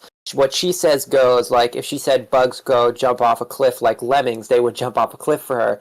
But at the same time, there is this potential of they both need each other. Like the bugs feel pain and she feels pain, and it's kind of like both of them are downtrodden underdogs within this story and within this society, and so they relate to each other in that way. It's kind of like if you had a dog that you really loved and like you ended up homeless and then you took the dog with you. I'm just thinking of a random tragic story in my head. This isn't based on anything real. Like and you were like feeling a kinship with that dog because basically you are as much a person living on the streets as this dog is. That kind of is what I would say about Taylor and the Bugs. Like, there's a kinship, even if there's not an equality of power. There isn't a mutual equality where, like, she doesn't go helping the Bugs find food so that they can stay alive more. Like, she's not giving back. But there is this feeling that, like, they struggle and I struggle, and we have this kinship in that way. I'll let you both respond to that however you would like while I go handle my dog hand. Be right back. Yeah, what it makes me think about is because of the kinds of narratives that I tend to enjoy, I have a lot more thoughts, and I find it a lot more interesting when the relationship between animals and people are beyond like just a spiritual bond. For example, how A Song of Ice and Fire does it, where there's these people that can warg into other beings, but warging inside someone's skin or any animal's skin is treated as this very serious thing because it's actually messing with people's agency. Like if you were to use our power to warg inside a human, that is considered like the worst thing you can do to them. It's this horrifying thing. But when you warg into an animal, like the connection kind of goes both ways. There is this scene where like Bran is like he's been out in the woods for like months and he's dying of hunger.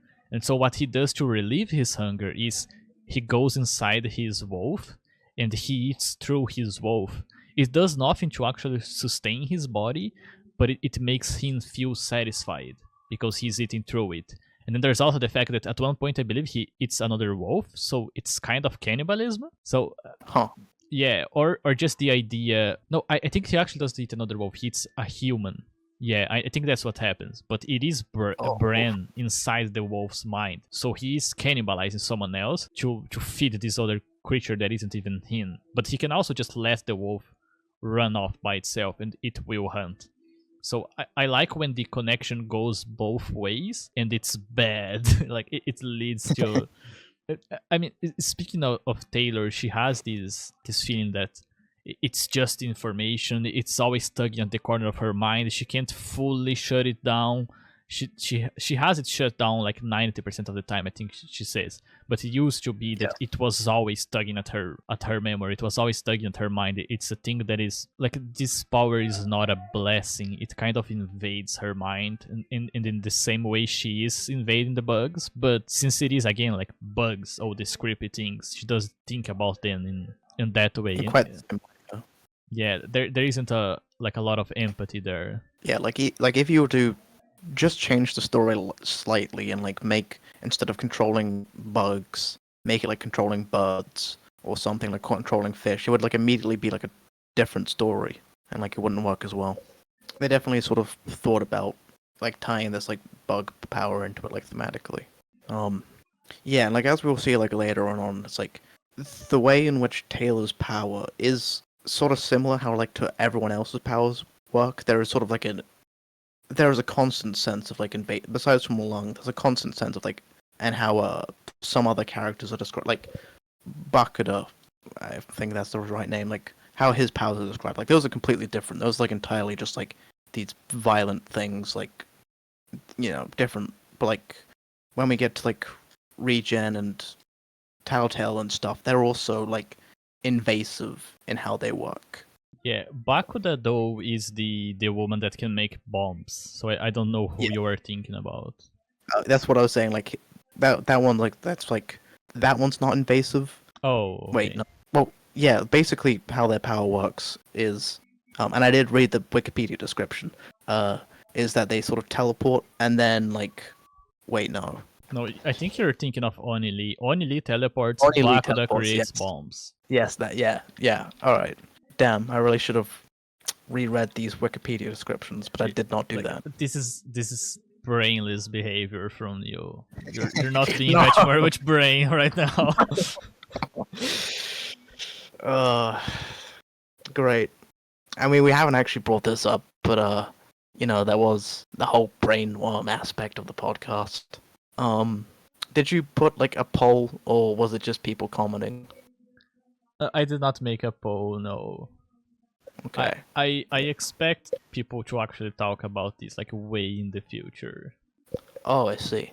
So like, who is the brain and who is the worm? Like that depends on like just like what the time period is. Yeah, and people are going to listen to this like years in the future, and that's where most of the audience is probably going to be. So setting up a poll would be like very limited to a specific group of people, and I want this to be more like a joke. And especially when I become famous, a lot of people will wonder if I was the brain or if I was the worm.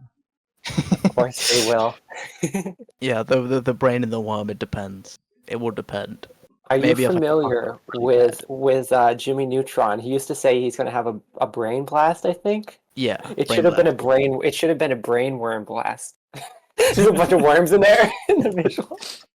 I mean, a brain kind of looks like a bunch of worms. Yeah, especially like really in that early 2000s CGI, it really did look like worms. I mean, I have a tattoo of Cosmo from Chainsaw Man, and her brain's like leaking out, so it does seem like a giant ass worm that was just like coiled around itself. That's so awesome. So what did I miss? I came in for this last part of the conversation, but what did you all generally talk about? Did you move on to a new chapter, or just continue to talk about general themes of this one? Well, yeah, just sort of powers and stuff. Yeah, so I took your comments about the connections between Mahou Shoujos and their what's the word? Their mascot characters. And I did what Amy Warrell does best, which is to make it horrifying. So I talked about how in A Song of Ice and Fire, like warging into a creature is like this very serious thing that you need to be aware of, and if you do it into someone else's mind, it's like the worst sin you could commit. And specifically, working into a creature. What was that last part? Warging, like warg. Warging, like a wolf. Yeah, like warging. Because in A Song of Ice and Fire, like the characters can all warg into, not all of them, but all the Stark children can warg into their wolves. And there are specific people that can warg into multiple animals, and it is possible to warg inside someone else's, like a human's brain. But it is a very serious thing because it's actually like messing with their free will. And so I was looking at it as how like Taylor's power is very much a supervillain power, but she does, even though she's trying to be a hero, she's kind of like the audience in the senses that people are like terrified of cockroaches or something. So it's like she doesn't lend them any empathy because she does not see, or even what she feels through her connection with them is not like human enough to the point where it summons empathy from her. They're really just a tool. Oh, yeah, what you're describing in A Song of Ice and Fire, because I just looked it up right now to inform myself. Full disclosure, I have next to no experience with Game of Thrones. It's one of those things where, like, I watched episode one, I think, and then I heard it was good, but, like, then I heard that it ended bad, and I just never came back to it. But I should read the books. But what you're describing is kind of like a familiar that a witch would use. Funnily enough, despite the fact that there is a lot of connections between magical girls and witches in terms of like the witch mythos inspired magical girls to exist, there isn't a lot of familiars in most magical girl shows that I've experienced. The majority of them, the magical creatures, are like completely sentient, completely like talking, that come from another world, and they sort of have more of a like friendship or even like like fellow employees, co-employees vibe between the girl and the mascot. The only one I could think of that did anything like that with a familiar was oh my gosh, Sugar Sugar Rune by the wife of Hideki Anno. It's like a magical girl show that goes way more into the witches thing, and she did have literal familiars. But most of them are like basically just friending a big fluffy creature from another world who helps you. It's a lot more like like what's that old cartoon? Maggie and the Ferocious Beast. It's a lot more like that. If anyone's familiar with that old cartoon, that was probably too obscure of a reference. I don't know about that one, but I do like that our thesis for this episode became answering the question if Worm is a magical girl story. I do like that. Yeah. It could be a witch story, which is kind of what inspired magical girls, like those old myths of like witches and their familiars that we saw in like just everything like literal Renaissance era stuff explored that. That was what inspired magical girls to exist. I believe that the first ever magical girl show, Sally the Witch from the 1960s, was inspired to exist because the Japanese author, who also created Mecha, by the way, he watched the American sitcom called Bewitched. There was this old American sitcom about like a witch lady, and it was just a silly sitcom, and he watched Bewitched, and he was like, I should make a girls anime series and manga series about that. So yeah, definitely witches and their mythology is tied to magical girls, but I do see them as separate, because when you look at witch stuff, it usually is like much more about I have familiars. I think of stuff like, just all kinds of witch stories, like the Wicked Witch from Wizard of Oz. She's not really a magical girl. She's more of a mythological witch. There's probably some like thematic parallels between like something like Ojimage Doremi, which is very specifically about wanting to be a witch and dealing with all those what that sort of means, and Taylor's wanting to be a superhero, probably. Yeah, that is true. Ojimage Doremi comes closer to being a witch story, although it's funny because Doremi almost basically turns the witch story into more of a magical girl thing, because there is a frog, but that frog is a human woman, and they have like a friendship with her. It's not just a familiar frog, it's like actually a real person. So yeah, I guess the main thing I'm getting at before I go too much rambling is just that magical girl shows pretty consistently don't have familiars. I can barely think of any that do. Unless they're Western ones, because I was going to say there's some Western superhero shows that are magical girl inspired, like Moon Girl and Devil Dinosaur is a Marvel series that's very magical girl esque, and that one feels more like they looked at like the Western idea of what like a girl and her familiar would be. I mean, she actually no, not even really, because her friendship with that dinosaur was like an equality friendship. She didn't just mind control him or something. Her. I always want to call that dinosaur a he, even though it's a girl. So yeah, I guess what I would say is for something to be a magical girl in my mind, I would probably have to think of like, is there a fantasy world that has equality with the human world versus just like controlling animals? Yeah, one thing that I will say, and let me make this clear, I will not explain what this means. I just want to point out that saying that there is not a familiar in Worm is interesting because of things that happen I'm saying later there on. is. No, There is like familiars in Worm. no, like a familiar, like an actual. Explain familiar. what you mean. I cannot explain what I mean. I just want the audience to think about that for people that have read farther into Worm. So there's like a character called Familiar. No, I cannot explain. Okay. It's not. Okay. It's not anything that you have not seen yet. I see. I think the idea that we're getting at is that Amy is saying is that there is going to be more stuff later that's going to make it more similar to Magical Girls. I think that's what Amy's saying. I'm not gonna push it. I'm not gonna push it any further then, because I wouldn't want to spoil on this awesome podcast. But I feel like that's probably all of our thoughts about 2.2, right? Was there anything else you wanted to ask? That's the thing. We have not even talked about 2.2. This was Okay, 2.1? yeah. Oh no! No. Okay. Because Yakuman So- did ask me a question. Yeah, which was what do you think about the chapter that's basically just reading Wikipedia?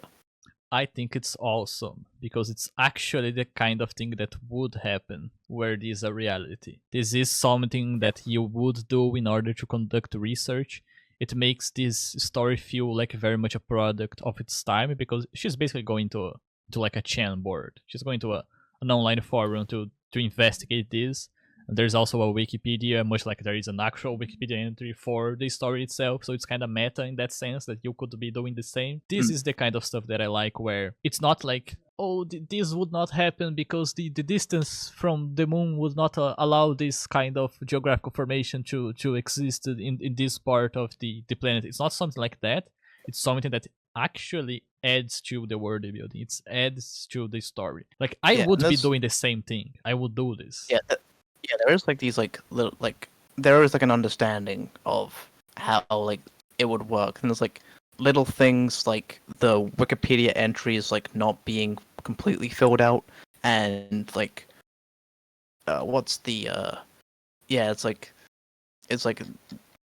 what is it this article is a stub. Be a hero and help us expand it. Yeah. You know, like those like little cute things. It's That's like fucking it shows awesome, like yeah. yeah, it feels like an understanding of like how these like wikis are sort of worded and stuff, and how they act, how they're implemented. Yeah, I just really like the idea of the parahumans online and how much it comes up in the story, because it is like as a story that is actually looking at superheroes and asking itself how would this work in our society. It is very cool to see it taking this very much 2010s thing of like an online forum that teenagers would hang out, instead of just saying, oh, they changed our understanding of how the world works, but we don't actually see any of that. Parahumans Online comes up like very frequently throughout the story. In fact, after Worm ends, before Ward starts, there is a prologue called the Glowworm, and the Glowworm is entirely chat logs from Parahumans Online. Like, the whole thing is just chat logs.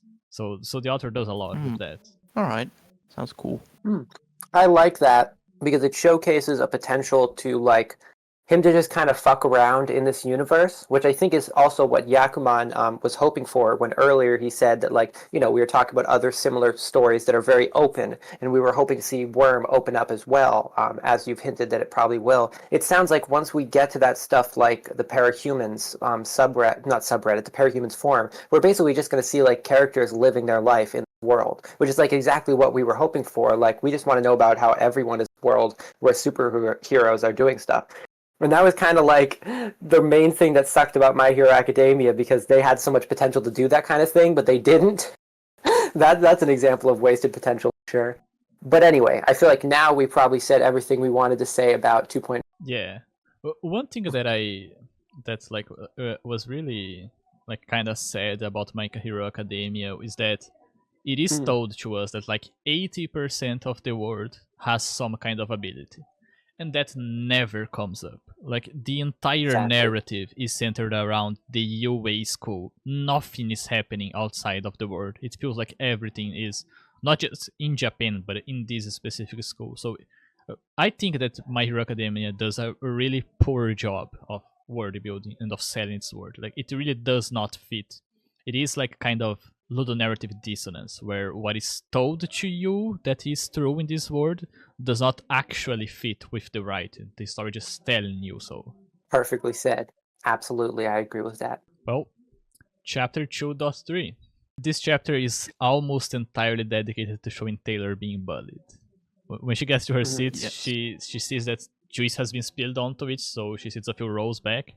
She lies to Mr. Gladly, saying she lost her textbook when in reality it was destroyed by the other girls. There is a group assignment for presenting the ways in which parahumans have changed society. Taylor ends up in a group with Sparky and Greg, the two other outcasts of the class, and lastly Julia, who is made to join this group simply because Taylor's group is missing a person. The girls all move close to Julia so they can speak with Madison and the others, making their presence known around Taylor. When Taylor shows her work to Greg, Julia asks if she can see it and Greg hands it to her. Julia throws the work to Madison's table and they take the work for themselves. Taylor is helpless to do anything and Greg makes half-assed attempts at asking for it back. It leads to them presenting so poorly that Mr. Gladly asks for Taylor's group to stop before they can even finish their presentation, while Madison's group gets praise for the work that Taylor did. After class ends, Mr. Gladly asks to speak with Taylor.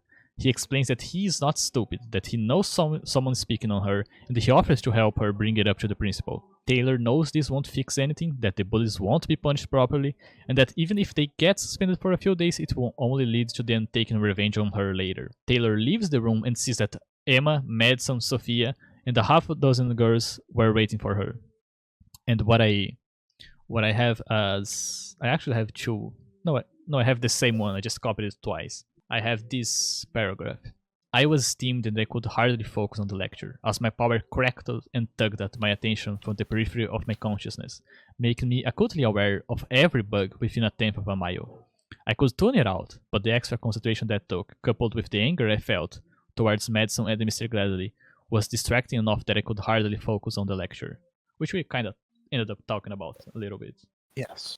I'm thinking about this story, and I can't help but be reminded of what Trixie said in the past when she was talking about how when she was in high school, she got this idea that like she just wanted to fit in with the other kids, and she didn't like the kind of things that they thought were cool. And it's making me wonder, like, what would it be like? Because my high school experience was very similar as well. I've never talked about that in videos really. It was the same way where I just didn't like the right things, and so I was kind of outcasted. It made me begin to wonder to myself, like, what would it be like if I was so viscerally hated in the way that Taylor is? Like, what we've experienced, what we all have in our lives is like shitty bully kids who excluded us, but they didn't necessarily target us like we were the worst person in the world to them. They just treated us shitty, but they treat a lot of people shitty. What Taylor seems to be experiencing is like firsthand personal targeted harassment. And it makes me wonder as well, like, what the hell did she do? What makes a bully this dedicated? Multiple bullies this dedicated? Did she, like, accidentally get them in trouble when they were kids or something, and now they hold a grudge? It just makes me wonder. I've never seen a high school experience quite as severely targeted as this. Well, it's a lot more unfair than what you just described, I will say. They're not really getting back at her for anything. I was theorizing that they might have been. I wasn't saying that was the reason. I was just theorizing that. What did she? Yeah. Wonder what the hell she even did. Or if she did, I'm not saying she did something wrong. I just mean like, what is it about her that I hate so much? Is that a spoiler, or am I supposed to be able to tell by now? It does get like explained in a little more detail later on, but you are meant to get the idea that there is no good reason for it. Interesting. So it will eventually be made clear, yeah. I see. I look forward to that part, because I definitely am going to keep reading. So that's probably like my biggest mystery right now, beyond even just any superhero stuff, is just the what is the cause of this bullying, or like what is the reason that they're so motivated to bully Taylor. So yeah, I look forward to learning more. Yeah, I do like that Taylor ends up with the other outcasts, and there's like 3 outcasts. It's her, Sparky, and Greg, and none of them can communicate with the other. They're all like weird in different ways, and they can't really talk about anything. This really feels like close to some things that happened with my like school life, though I was never targeted in this such extreme way. But it does feel like it's the 4 kids at the back of the room, and it's like, fuck, us again. I was also a part of like sort of also in the not being bullied, but also in the 4 kids in the back of the room, sort of part of school. That's so cool. We all can relate about this real life experience that this novel made us think of. It makes me wonder if there's anyone in real life that I can think of that experienced this kind of targeted bullying. The only person or like type of person I can think of who might be targeted bullying in that way, and this is not me theorizing this about Taylor, but would be someone who is like in some way not as quick to learn as the other kids, like a kid who might require more assistance from the teacher. I can definitely speak from experience of seeing this around me, that sometimes kids who need more help learning and require more assistance usually do get targeted for bullying. And the reason that other kids get so mad is they're like, this is not justifiable, but it's just the reason that they come up with is like, well, why is this kid yet to interrupt our learning and like make us all slow down when we're so much smarter than them? Why should the teacher have to slow down just for this one kid? So I do see those kind of kids get targeted bullying in this kind of way. So I feel like for someone who's like that, they might really be able to relate to Taylor. In like Taylor's case, like she is smart and she does do the work. But there's like this sort of sense that like even if she is smart and even if she does do all the work, that like it's all for nothing, really. Like her homework gets destroyed, it gets covered in juice and stuff. Even if she does all the work and do all the research and stuff, Sparky, no, not Sparky, the other one ends up like going up to talk and ruins it, and Madison ends up stealing all the good ideas and using it and getting away. Like, it doesn't matter if she's smart enough. Just the systems and the people she is around just make it so that she's like set up to fail. I see what you mean. Yeah, that makes sense. Yeah, it's like definitely this chapter and the next one is like probably the most oppressing, like emotionally, like just depressing and oppressing, like feeling, and like what Taylor goes through and stuff. Just yeah. Yeah, these two chapters are very much tied together. It's like the same event broken down in. It's just broken down for the sake of publication, but it is like it continues exactly from where like chapter 2.4 continues exactly where 2.3 leaves. So we can also talk about that. The only thing I have noted for chapter 2.4 is like the whole part of the conversation where Emma reminds Taylor of the words they shared when they were talking about the death of Taylor's mom.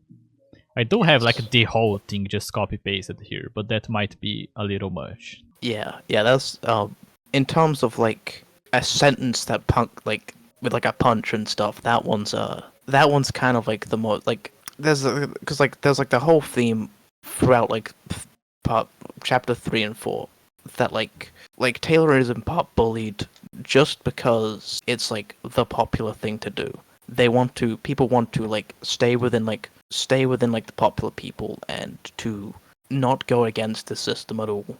This like even like the social system, to not go against it at all. And it sort of like perpetuates her own bullying. And like because of this, like it goes so far that even her previous best friend, Emma, would bring up the death of Taylor's mother just to get like an emotional reaction out of Taylor. Yeah, and not just the death, but specifically like the quote, "So upset you're going to cry yourself to sleep for a straight week." So it's not just, oh, your mother died. It's specifically, you trusted me, you shared your intimate feelings with me, and now I am weaponizing it against you. So, and saying it in a way that like no one else knows that's specifically what Emma's doing. Yeah, it's between them. And the chapter does like again remind us of my power roared at the edges of my consciousness, buzzing, pressuring me. I suppressed it. It's this constant reminder that this could happen. They keep doing it. She's almost losing it time and time again. It's like this pressure building up, and we don't know when it's going to explode, when it's going to boil. But it's not just this happens. We see like we saw this like 4 times, I think, already. Her like having to suppress her power. And the fact that it's this constant then makes you think, oh, this has been happening with her for like 3 months. No wonder she is incapable of communicating with her father, because she's constantly having this relationship that makes her scared of just like possibly killing people. It's not surprising how she immediately seems to become emotionally dependent on the Undersiders in the next chapter. Like it really puts you in her mind space. And also, there's Mr. Gladly here who offers Taylor to talk about it to the principal. But he sees the bullying happening and he shies away.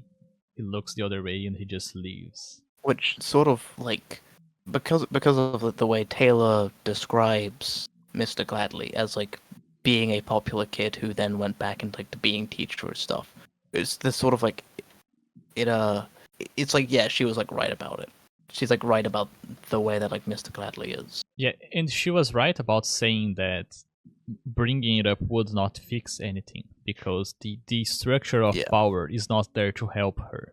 It's only going to make her situation worse. And it does have a contradiction, but that is very emotionally interesting, where Taylor wants help, but she can't bring herself to ask for it. But even though she does not ask for it, when someone does not stretch out their hands to her, she still feels bad.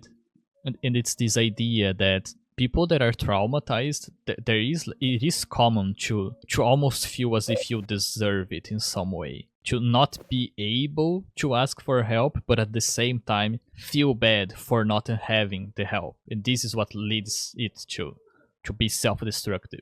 Yeah. I think I don't think I can like really. I think you said it like perfectly. Yeah, I think you said it perfectly. Well, thank you. I do that quite often. There is also a connection to. I don't remember if she calls it an oath, but Danny said that he's not going to break his oath again. And then here we have Taylor doing the same thing. I'm not going to break my oath of violence. No, she doesn't say the word oath. Yeah, but she does think about She never like how refers to it as an oath, but yeah. it is like a similar oath. So this is like this was pretty obvious when you were looking at the themes of the story, but now we have a confirmation. Oh yeah, they are in the same situation. Like it is very much the same thing. And once again, this leads Taylor to leave school. Like she keeps being pushed away from it. Would that be everything for the excruciating long scene of bullying? Yeah, just going through it now. Is there anything you have to say, Komugi? Any thoughts? No, I feel like I basically said my thoughts on this chapter at the beginning. It just made me really curious about answering my mystery of like why.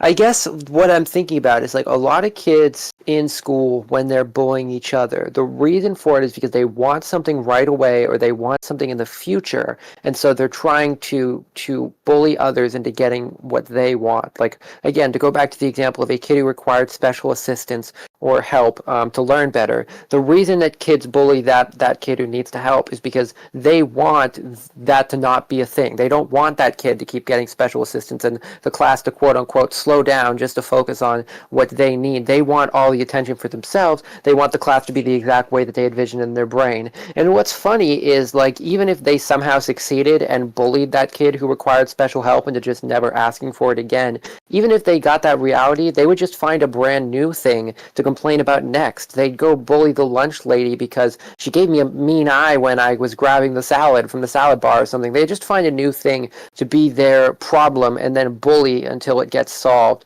So I guess what I mean to say is that I just am curious about the mystery of what it is they want from Taylor, apart from just like Taylor to be depressed and potentially like in a mentally unwell place. That seems to be like their only goal right now. So I'm just curious about like if there's other goals, and I know that it'll get answered, or as Amy has hinted, it will be explained in a bit more depth. So I'm looking forward to that. Just makes me curious. Yeah, so I guess we can move on to 2.5. Yeah. Yeah, I think the only other like quote that I would like to bring up is when Emma makes Taylor cry, and you know we have this whole Taylor like not using her superpower in order to get revenge against them, even as they're doing all this torment to her. And as Taylor starts to cry, one of the girls says, "It's like you have a superpower, Emma." Yeah. Like referring to Emma's ability to make her cry. It's a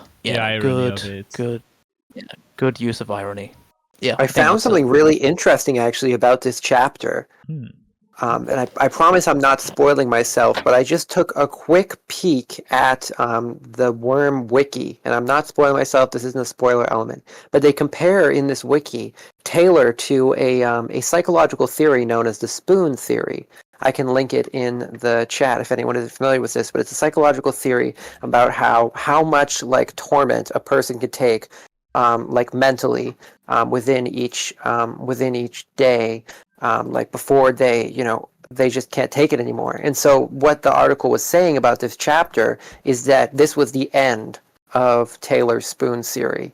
So if the dark spoon is when someone can't take it anymore, Taylor reached dark spoon at this at this moment. I see. Yeah, because there's only so much that a spoon can contain before it spills over. Yeah.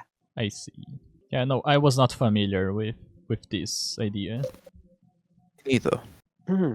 I only found it out because it was just mentioned on the spoon wiki. The spoon wiki. Comment down below. Who was the spoon and who was the fork? Oh my gosh, I'm gonna laugh about that all day. The worm wiki mentioned it on chapter 2.4. Yeah, good chapter. You gave us lots of cool things to talk about. So you said 2.5 now? Yeah. Yeah, we can. So for 2.5. Having left work before the afternoon classes once again, Taylor has to kill time, as she doesn't want to go back home and run the risk of having to explain why she's not at school if Danny happens to be home. She thinks about how information seems to be a primary concern when dealing with capes and the message Tattletale sent her. She goes to the public library, accesses Parahumans Online, and answers Tattletale's message asking for proof of who she is. Tattletale answers almost immediately, gives information on what happened last night that only someone who had been at this scene could know, then invites Taylor to meet the others without their costumes on, and even shows to know that Taylor is in the library, somehow. Taylor considers all of this and decides to meet them, intent on using the misconception that she was a villain to gain information on them, so she can later hand that information to Armsmaster. Good summary. It looks like Yakuman is away for a moment. So in the meantime, I will go ahead and talk first about it. I actually have a question for Yakuman, which I'll ask him when he gets back. I wanted to ask about how he felt about how we're seeing the stuff from the wiki exploration, the parahumans form, get incorporated now. Because, when she first explored the parahumans form in that previous chapter, I believe that was chapter 2.1. I think it was 2.2, actually. Oh, that's right. 2.1 with her going about her day normally. As normally as she could, and 2.2 was exploring the wiki. Yeah, so basically, in 2.2, she explores the parahumans form and wiki, and she finds out about this TT person who wants to meet up with her. She was curious if anyone was talking about her, and this TT person wants to meet up.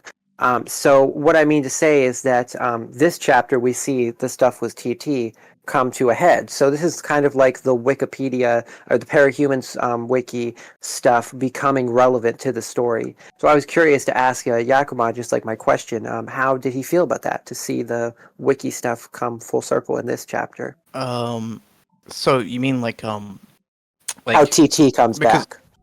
Yeah, because it ends with an email being sent, and then we have the 2 school chapters, and then we go back to sort of the emailing back and forth.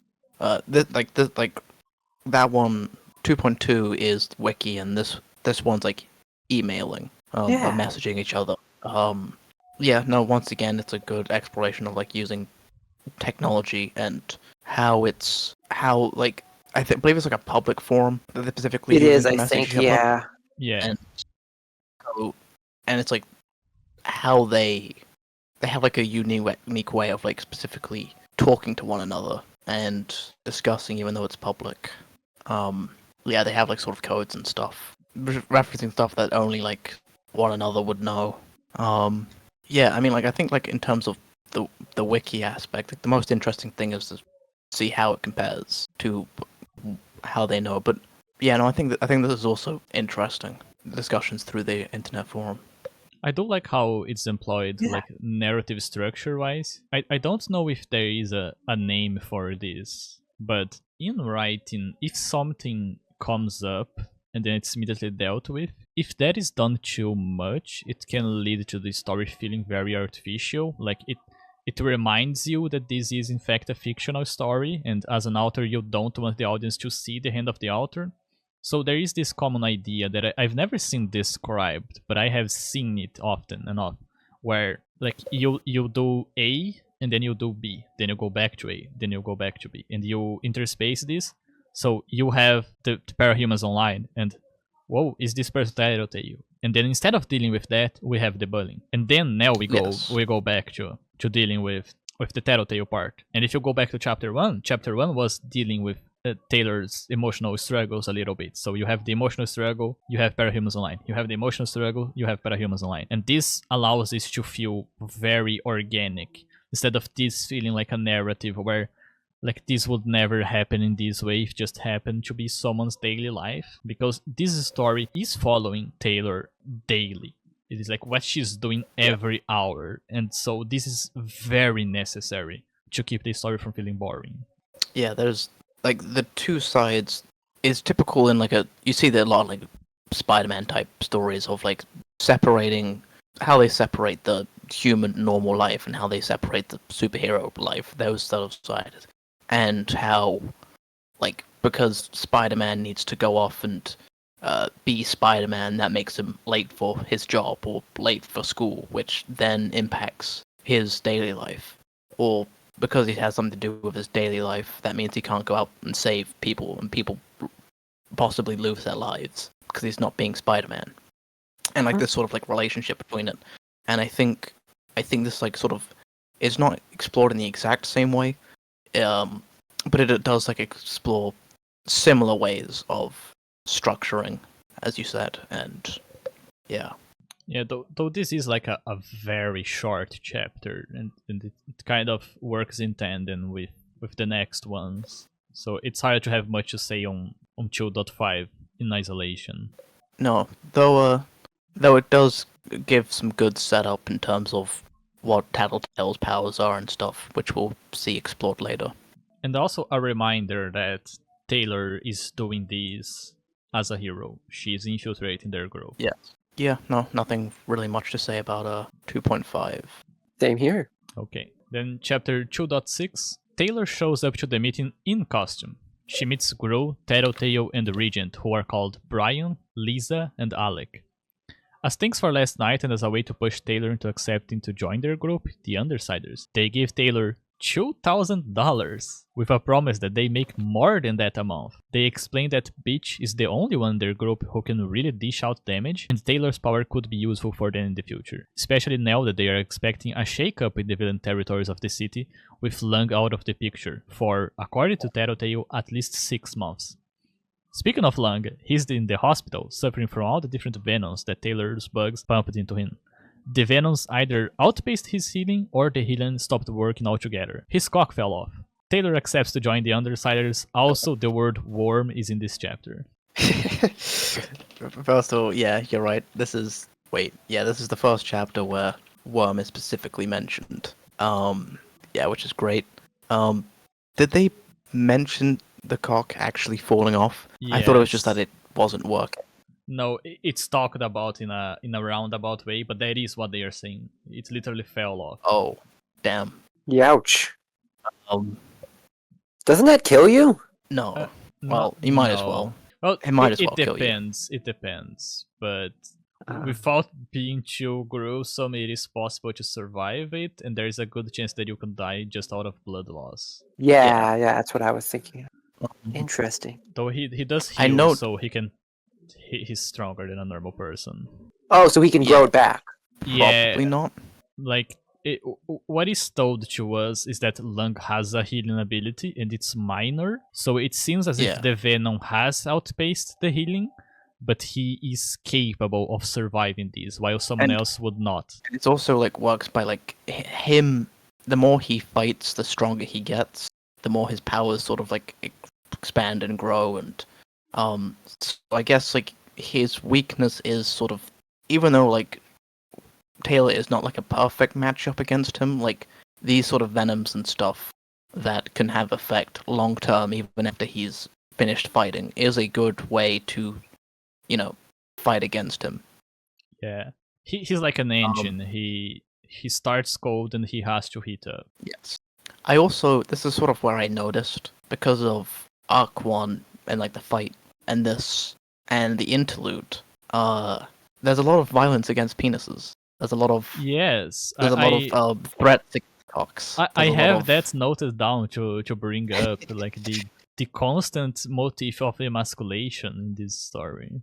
Yeah, I guess that's probably like a more fair way to put it. Yeah. Like I would not say it's just a joke, though it kind of is. But there is something there. Yeah, a lot of threats against penises. So And, what like, them what not walking- does Go on. Yeah, go on. no? I was just going to ask what do either of you think about the Undersiders and finally meeting them as people? They're chill. They're more chill than I thought they would be. At least, like, the ones we meet here.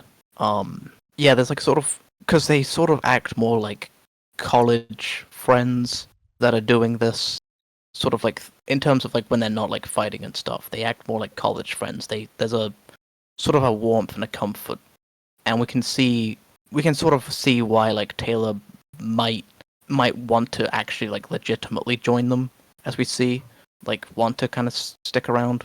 But also, we also see later on, like the final line of Arcs 2, before like the interlude, of it's not like really like an internal struggle completely. That she They seem like good people. Yeah, they seem like good people, and she is comfortable there for the most part. But the idea of being a hero and being willing to betray them, like that is in the front of her mind, and it never like goes away, from what we've seen. Yeah, though I do think that it's interesting that she doesn't realize how much she's struggling with this idea, because when they ask her to pull her mask off, she has this thought about how beautiful all the three of them are, and she immediately starts feeling bad.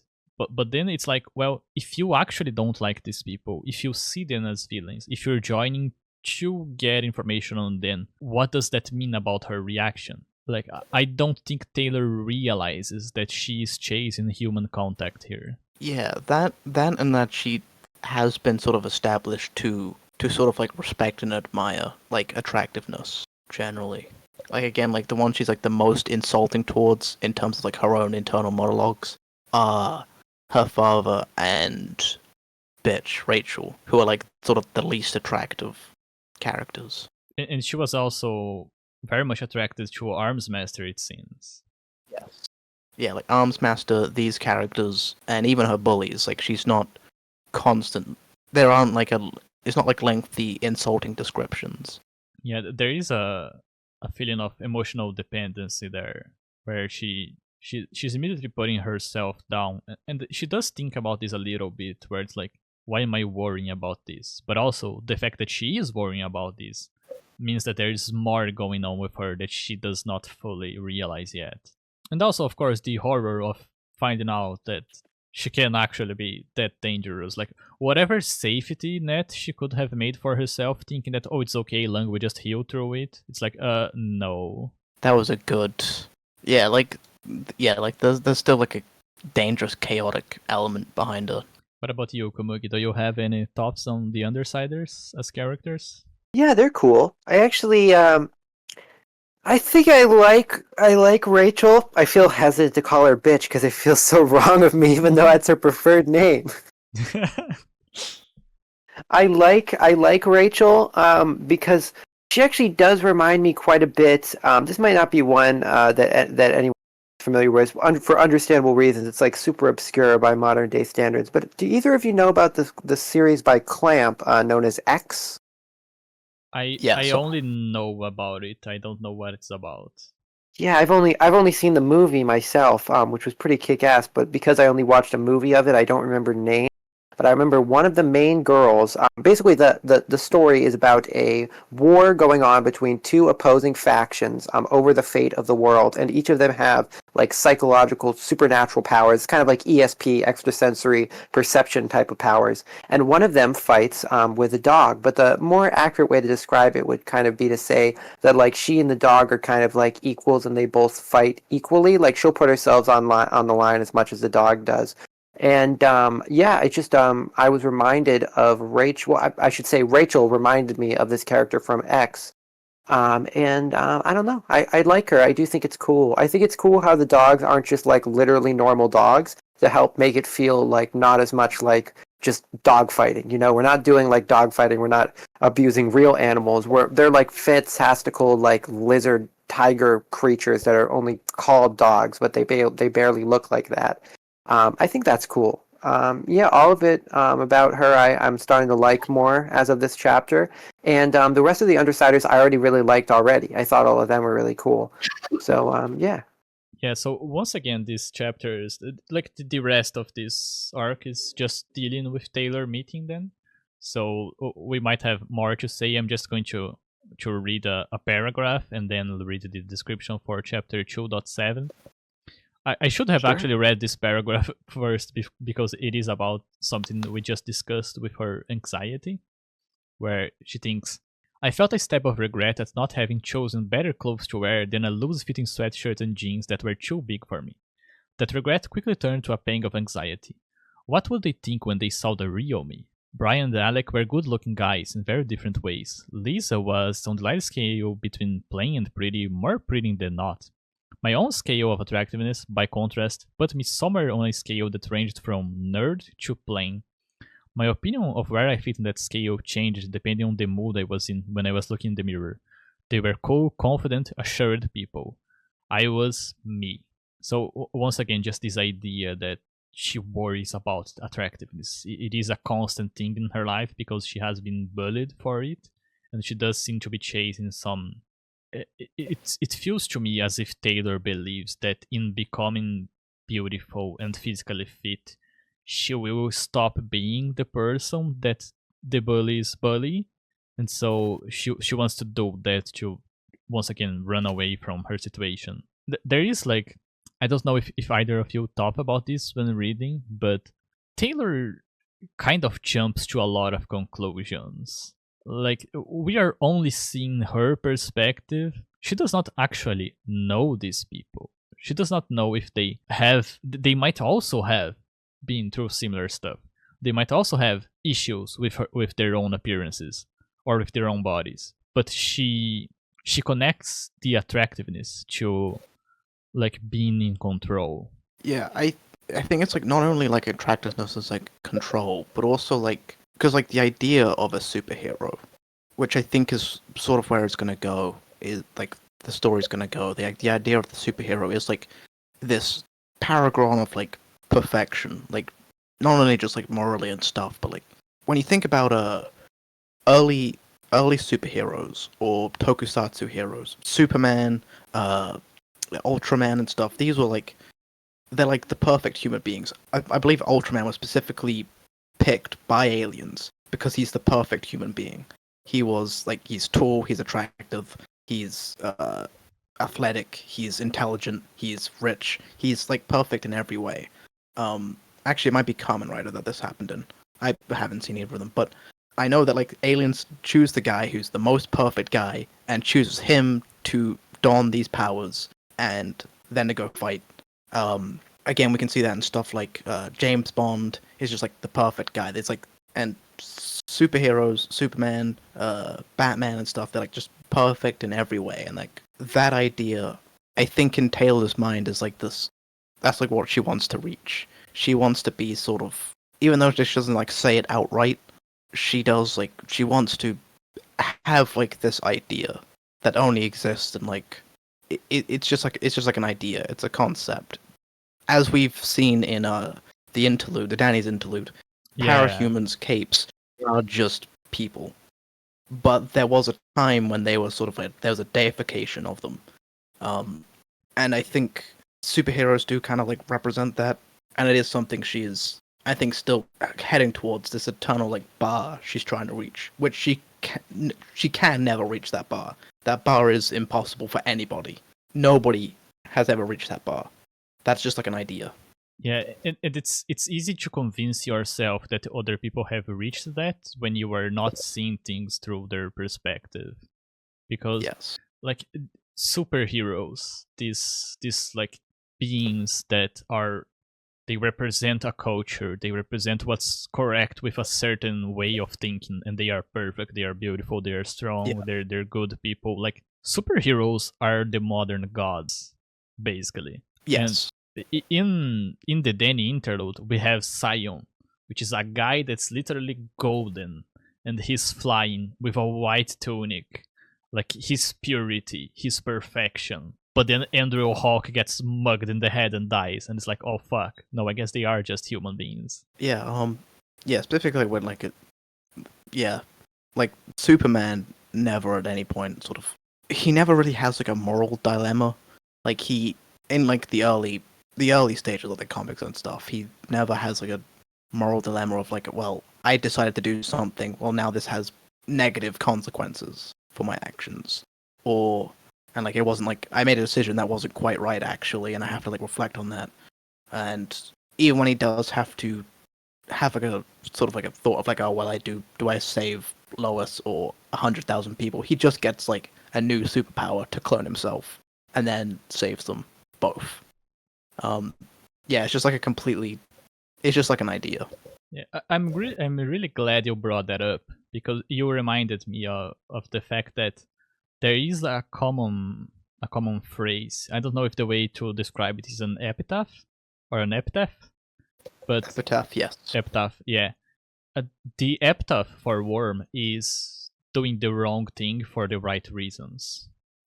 This is often used when talking about the story. So I just realized I never talked about that. No, I'm gonna have to I'm gonna have to think about that as I read through the rest of the story. I like it though. Yeah, I guess I can describe the place they're in, and then we can use that to talk about the confrontation with Rachel. The Undersiders take Taylor to see their hideout. She has to get out of her costume and show her face to them to avoid dragging attention. Along the way, they walk through a very poor part of the city. The Undersiders are living on the floor of an abandoned building, a messy place filled with pizza boxes, video games, TVs, and magazines. Brian explains that they make $2,000 a month for simply being on the team, plus 10 to 35 grand for a job. He's pleased to see that Taylor seems knowledgeable about capes and takes them seriously. During the conversation, they talk about Lisa's power, which feeds her information to fill in gaps in her understanding of a subject. This makes Taylor very anxious because Lisa might know that she's planning to betray them. Taylor asks about Brian and Alex's power, but doesn't get a chance to answer as Rachel's dogs arrive, swarming the room to back her against the wall. Something that this reminds me of is Mekako City Actors, which is a show where these like super powered like teenagers all basically get a spot to hang out on. I don't know how well I'm remembering it, but if you watch the OP, you have this like group of kids that all have different powers, and they're like going out and bantering with each other and doing graffiti. Yeah. Like very similar feeling. Yeah, as I said, there's a sort of like they're like older college kids is how they sort of like feel and like are depicted. They're like, yeah, they have in their secret hideout, they're villains, but in their secret hideout they have like video games and pizza, and they sort of interact as if they're like the Teenage Mutant Ninja Turtles. Yeah, like I don't know why I think college kids are all Teenage Mutant Ninja Turtles, but I guess. Well, because the Teenage Mutant Ninja Turtles have teenage in the name. That's what they are. At one point, Alex like, "Oh, you can stay and we get a pizza," and everyone turns at him comically, and he's like, "Okay, we can buy something else because you're all tired of eating pizza." Yeah, he's Mikey. Yeah, just this idea of like, I get to hang out with my friends from school in a place where there is no authority, there are no adults, and we make mad money. Fuck yeah, like. And again, they're slightly closer to like the sort of idea.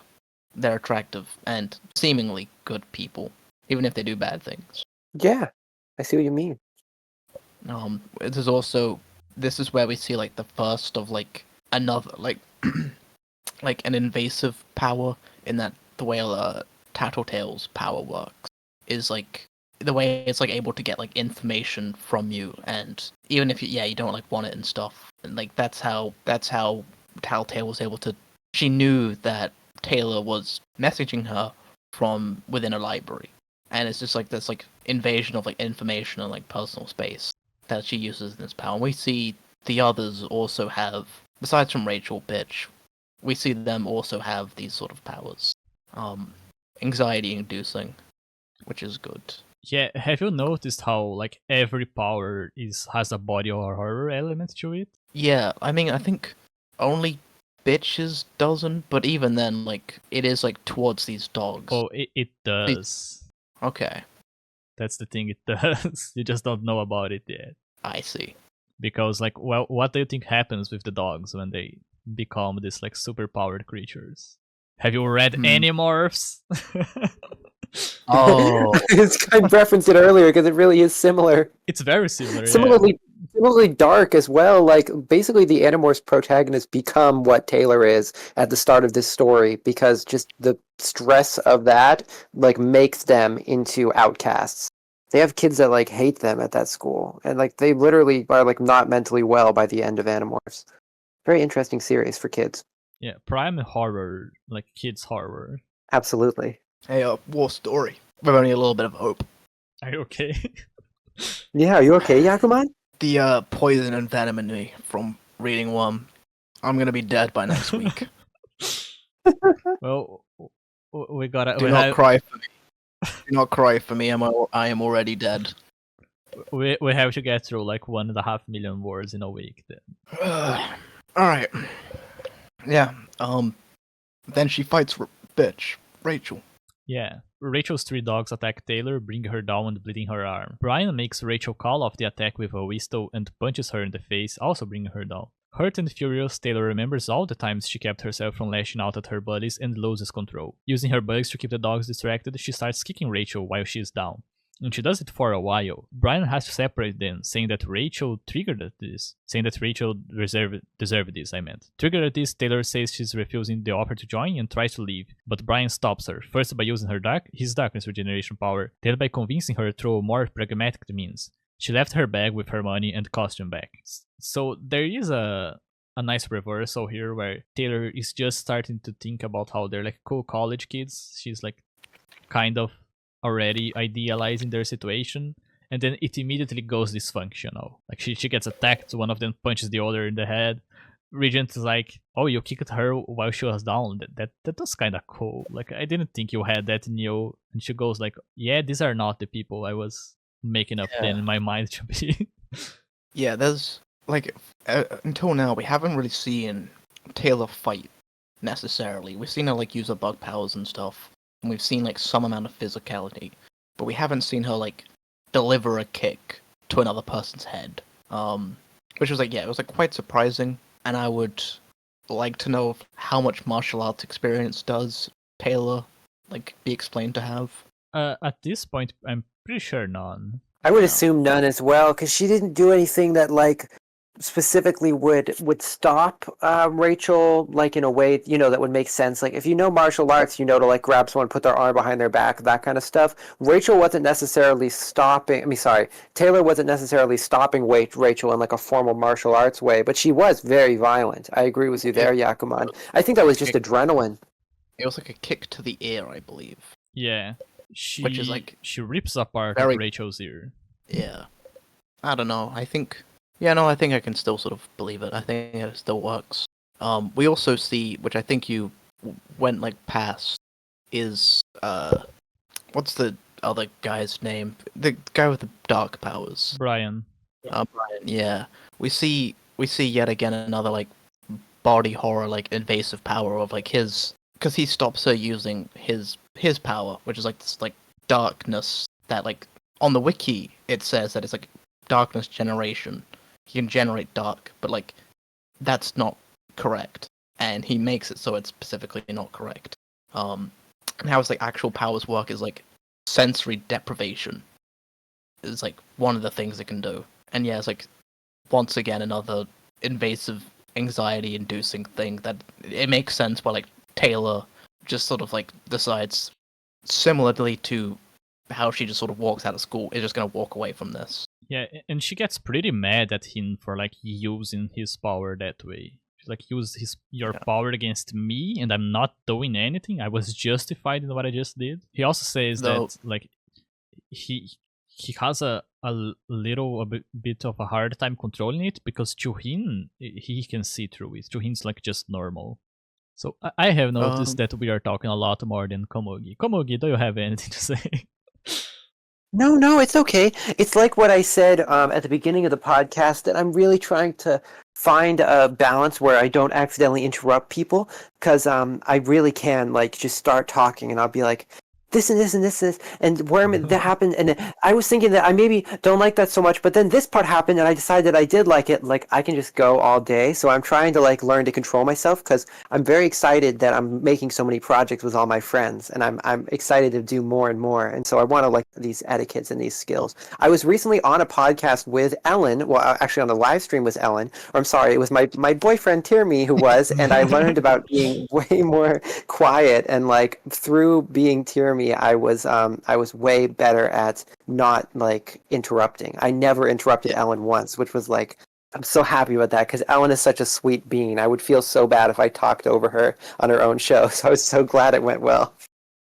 Yeah, I mean, I definitely like appreciate it. But like we also do absolutely want to hear like Komugi, that one Lucario's fans' thoughts on like that is it is like going to be like a selling point to quite a few people. Aww. Because Okay, cool. me and the YAKUMAN are like the stoic and analytical types, and so it's good to have someone that just yaps. Yeah, passionately. Is this Like you all telling me that you'd like me to return again and not just be a guest? If you want, yeah, sure, why not? Yeah. Kick ass. I would love that. I don't think it would be hard for me to keep reading this because I already did the hardest part, which was 2 arcs. So I would love to. Yeah, I have hooked another one. No. Shit. It was better when It's secretly all my ploy. I want to be on as many of my friends' content as possible, and this was all my ploy. Oh yeah, I forgot to make the joke. Like, these are my co-hosts who I have bullied into reading Warmill. Hopefully they don't trigger from this, but if they do, I have healing powers. But I mean, yeah, to answer your request of my further thoughts on like what we're seeing in these past chapters. For one thing, I agree with what I think it was Yakuman who said it, or it might have been Amy, that the Undersiders are like revealed to not be what Taylor thought they were at first. Like at first I thought they were cool and they were like, yeah, they're just kids that like are like kind of older, like college age kids, like was college frat, like boy personality kind of thing, just hanging out, maybe a little bit crude, maybe a little bit unsafe, but like they have a connection. And then you realize kind of the dark element of that they are kind of still that, but there's stuff like that such as hazing and like isolation and like mentally unwell places that come with this kind of group where there's no line that it seems like where they stop, you know? Like there's not a point where Rachel and Taylor start getting heated, and so then someone else goes, okay, let's keep it's civil, you know. We're in public, we shouldn't start beating each other up. There's no one stepping in and doing that. With the Undersiders, it's like they're full send. There is no time where they just go, let's think about this logically. In other words, it's like a whole team full of like very like passionate personalities who do have a tendency to clash. And I feel like it's not even uncommon for the Undersiders to just beat the shit out of each other. I mean, we literally see it here, but I feel like it probably happens a lot. There's probably a lot of times where they're trying to like deal with these really villain lung, and they're like, well, fuck, that sucked. I hated that guy. I hate fire. And then they just start beating the shit out of each other. And then probably they justify it later by saying, you know, we needed to toughen each other up. This is not a group I think Taylor should stay with, but what is unfortunate and what is so sad about this story is that they're the nicest ones we've met so far, if I'm being honest. There's Mr. Gladly, but like he's not really a good adult. So yeah, this is kind of the nicest people we've met so far. Yeah, like Taylor's dad is not a bad guy, though. Oh yeah, she definitely does not see him as like a trustworthy, like authority figure, like a parent figure that she respects him enough, but also like this is not the guy that's gonna help her. Yeah, these are like slightly older college kids, you know, in terms of like how they feel. Yeah, but there's gonna be problems later on. That's basically all my thoughts I had to say on this chapter. Are you back from being muted, Amy? Are you with us? Yeah. One last thing that I had noted about this chapter is that when Brian tries to stop her, he uses his power, she uses her power to guide herself through the bugs, and so he fails to convince her to stay. But then he does things very pragmatically. He says, well, you have left your bag with all your money and costume here. And so that shows you that how Taylor thinks, that she's willing to stay back because of this. And it echoes how earlier in the arc, she didn't bother with getting her bag that she left with the bullies. But here she does it, because here she has something to gain. She has money, she has a potential connection, she has her costume. So I just like that there is no moment where like they just talk over it. She has a very like specific real world utilitarian way of rationalizing why she's going to give them a second chance after being mauled by dogs. Yeah. Yeah, like that was like a pretty vivid description at one point of like the dog's fang like going into her wrist and like the damage it caused, and it was like pretty graphic. Yeah. Like I think that's in 2.9. yeah. Yeah, because in that one like that she comes back and they start healing her and stuff. Yeah. We find out about the third powers. Yeah, my summary for it is very brief. It's Brian and Lisa take care of Taylor and Rachel's wounds and clean them up. Alec uses his power to make Brian fall, then explains that with his power he can get into people's nervous systems and give them some jolts. They also explain that Rachel can turn any dogs into the creatures Taylor saw the other day, but that only Brutus, Judas, and Angelica are trained enough to still respond to her when they're turned. Taylor says she has to go back home before her dad worries, but Lisa suggests she calls him to say she's with friends. Taylor accedes. Then I have the last stretch of the conversation. This is when Taylor is speaking with Danny on the phone, and then Danny says, "You're really okay?" My gaze roved over the kitchen, taking in the details, as I gave him my assurances. "Better than ever. I kind of made some friends," I said. My eyes settled on their dining room table. There was a stack of money, wrapped with a paper band just as the money in the lunchbox had been. Besides the money, plain as day, was the dark grey metal of a handgun. My attention caught by the gun, I only barely heard my dad's question. "What are they like?" "They seem like good people," I lied. Yeah, that I had that last line sort of copied down as well. Like that's a really good way to. It was a great way to end it. Yeah. Yeah. Yeah, the juxtaposition between like that, like the sort of like the atmosphere that the friendliness of like the atmosphere and stuff, and then like how like Taylor actually sort of feels.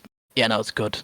Yeah, like after all the violence of it, like it really lends some very very needed levity to end the chapter. There's also a lot of playfulness, a lot of banter. How like Alec just doesn't just use his power; he makes Brian fall, and he's like, "Whoa, wait to fall in front of the new girl," and they start like pretending to fight. It's like very teenager. I quite like it. It's like again, it is like another invasive power that like it's messing with your nervous system, which it's terrifying. Yeah, invasive body horror. But unlike how it's been used so far, this is the first one where it's used purely like for comedy and like levity. Yeah, and like Brian gets a little mad, but they pretend to fight, and then immediately I go like, this guy does this all the time, doesn't he?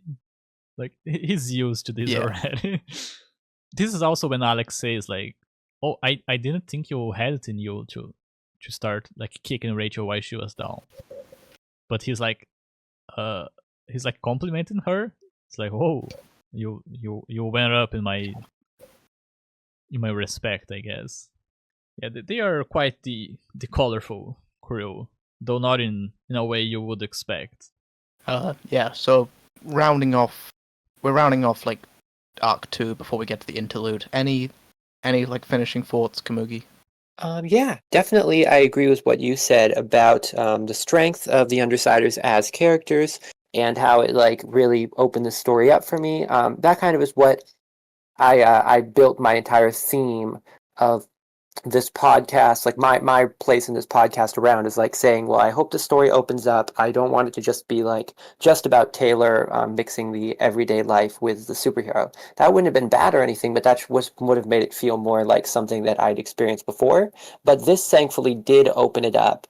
This would be like if Again, like the only superhero series I've ever experienced is Guardians of the Galaxy, so this is a weird comparison. But it would be like if Guardians of the Galaxy wasn't actually about any of those main characters in the group, and it was instead about like a random character who like showed up way after they had already became friends. It's like you have this established group who are like really weird and like kind of a found family, but also really kind of like pushing each other over the edge at times. And then you have this new character who shows up and is becoming a part of that when they've already like long become established. That definitely is a cool thing for a story to be about, and it opens up the story in exactly the way I was hoping, giving us more characters to care about, and yeah, I like it. I'm positive on it. So before we get to the interlude, I'm just going to make a very snarky remind for the people that have read Worm before. Comment down below if you have noticed the foreshadowing of another character. Because there's a character that is literally mentioned here, but it's in a way where you don't realize they're talking about them. This was a little earlier, TT? before the conversation started. You don't mean TT, do you? The person on the form? Oh, okay. No. There is like a description of a place where it's very obviously telling you, oh yeah, that person is in there. But it's impossible to count. I just want to say that I have read Worm before. I know this story. So for the interlude, it's kind of funny. The two best chapters are the interludes so far. Yeah, they're quite good. Yeah, I think I could. I don't think I like this quite as much as the last one, though. I think like Danny's one is like more to my taste in terms of stories. But yeah, no, this is definitely also a highlight. So yeah, go ahead with the description. Okay. This one is very lengthy. In this chapter, we follow Victoria Dallon, also known as Glory Girl, a member of a group called the New Wave, superheroes that aren't sponsored by the government and whose identities are public. Victoria is hunting down a thug who is a member of Empire 88, a gang run by a man called Kaiser. She catches up to him easily, telling the man to admit he was the one who almost beat a black woman to death in a hate crime, but the man doesn't budge. Victoria throws him around like a rag doll, then kicks a dumpster over him as he tries to flee, and for a moment she thinks she might have accidentally killed him. Victoria calls her sister, adopted sister, Amy, also known as Panacea, who arrives 5 minutes later. Victoria asks Amy to fix the thug, and for a while it doesn't seem like she's going to do it, reprimanding Victoria for being too keen on violence, saying this is the 6th time Victoria almost killed someone, and those are only the ones Amy knows about. After letting her know of the consequences, Amy starts fixing up the man with her powers as Victoria questions the man. Amy knows everything that is wrong with this man's body by simply touching him. The thug explains that with the power vacuum left in the docks after Lung's imprisonment, Empire 88 is planning on taking it over. He mentions other dangerous people who will also be making a play for it, the most dangerous of whom seems to be Coil, a villain whose signature is to employ professional soldiers with the highest quality equipment possible. It's not just Empire 88 and Coil either, but the APB still has members who want to fight. There's Uber Elite, there's Circus, the Undersiders, Squealer, Trainwreck, and Stain. Victoria calls for paramedics to finish taking care of the man. She threatens the man by saying that her mother is the best lawyer in town and that he won't get anything from suing her, which is a lie, as the attention could ruin their family's public image. She also threatens him by saying that if Amy can put people back together, she can also break them apart. So, remember how you asked me if, like, how important was the racial element going to be with the ABB? Yes. There's a lot more of it. Yes, that was sort of like one of the first things I was going to bring up. And also that Empire 88 has been mentioned before. I had noticed that. Yeah, both the racial element and like some of the names that have been dropped so far have like sort of come back. Yeah, you do know what 88 means, right? Yeah, it's I believe it's sort of like similar to like there's like sort of like SS, basically. Yeah, it's straight up just a Nazi symbol. Yeah, and yeah, so I immediately know.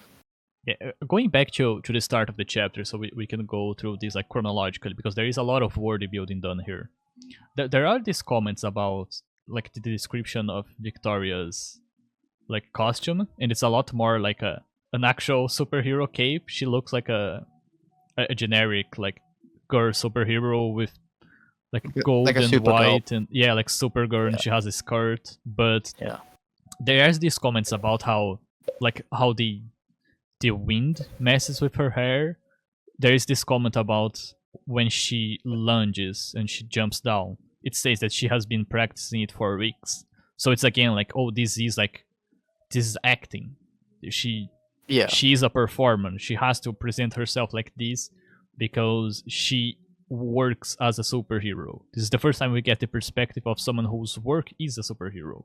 And it shows the different ways that they think about it, that it has to be this controlled thing, but at the same time, it's clearly not. Yeah, and like in terms of like her own self-image is sort of the thing that's like protected the most, like ironically. Even though she's like going out to save the day, like and hunt down this like she's trying to like fight this like Nazi gang and stuff, but mainly what this chapter focuses on is saving her like reputation and sort of like keeping up with like an image.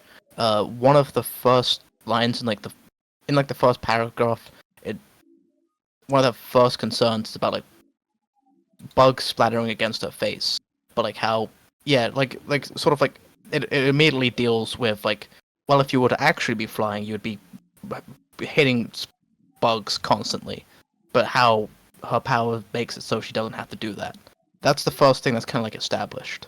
Yeah, which once again, like this theme of beauty, of prim and proper, and of attractiveness, like it seems to permeate the Cape community. It's not just about Taylor, it seems. It's almost dishonest in a way where, as you mentioned, like she has a good reason for beating this guy up, but at the same time, it's like, oh, she has the power to go over the edge and just fix things. Because like her sister Amy specifically is able to, and even if wasn't there, had like a lawyer mother. Yeah. Who like as you said it, I thought you had said her mother is like the best lover in town. The best lawyer. And I was like, oh, what? Oh, she might be. Worm mother. The worm mother? Worm mother. That just came to my mind. I don't know why. You have been infected. The only way to fix this is reading more Worm. Yakuman, I'm in the deep end now. It's like I'm sinking in the cement. It does start with the brain worm of the memes being stuck, and every time you see worm, time you see someone do the worm, I used to enjoy the worm. When someone would do that dance move, I'd be like, oh, cool. Now I think, damn, reference. This is like I'm starting a cult, basically. This is like cult leader tactics, what I'm doing here.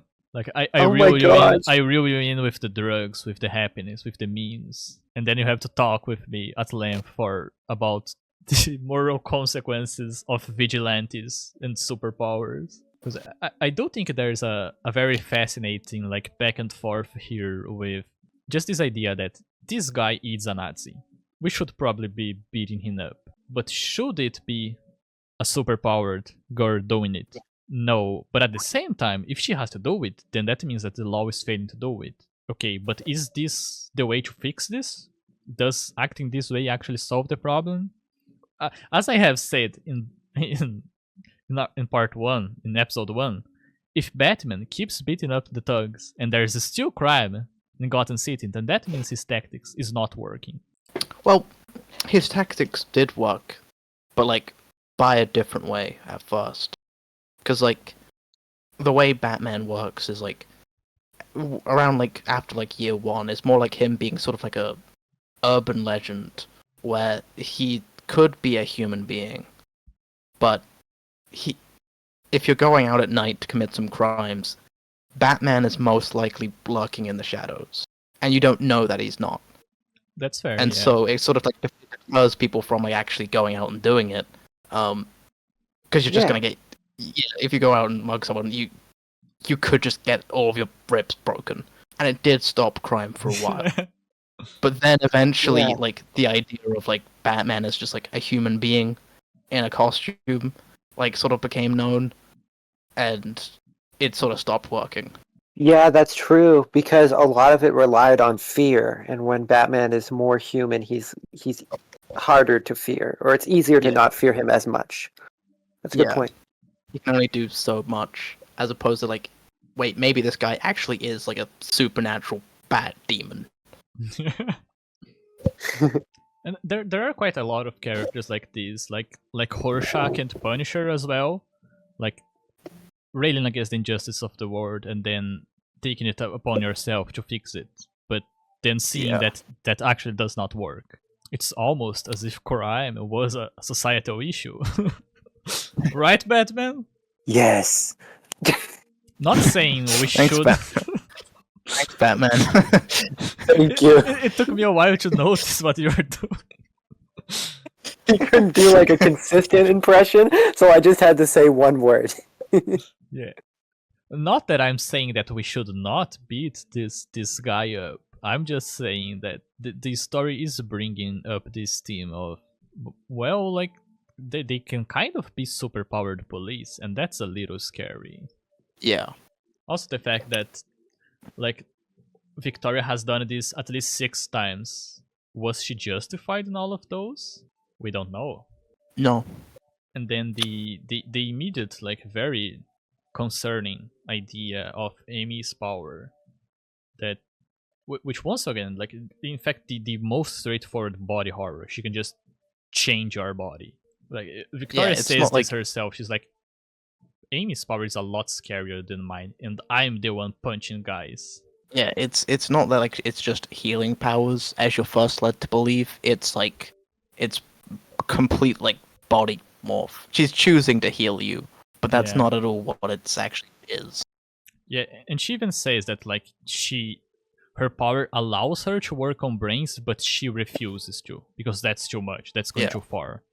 Also, that there's all this talk about paramedics in the hospital and her having a honorary medical degree. So it's like, yeah, this is her work. Her power is her job. This is what she does, and like employing it to society. Which, once again, like, looking at it as how would the tropes of superheroes actually work in a society. Yeah.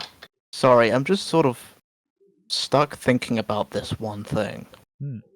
And it's sort of not only does it prove me right that Worm sucks.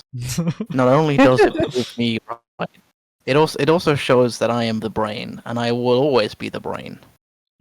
And that's in this one line where the Nazi guy's he's threatening Victoria. He says, "I will sue you." There's no closing quotation mark. Oh, there are And then it quite goes- a couple of, like, just He gasped mistakes. out, then managed and added whore. So that basically As a means that the st- entire rest of the chapter is his speech. He's speaking all of that, Yes. including the blank said part. Yes. Yeah, all of Worm is terrible. It has a minor spelling issues. You can thank me later.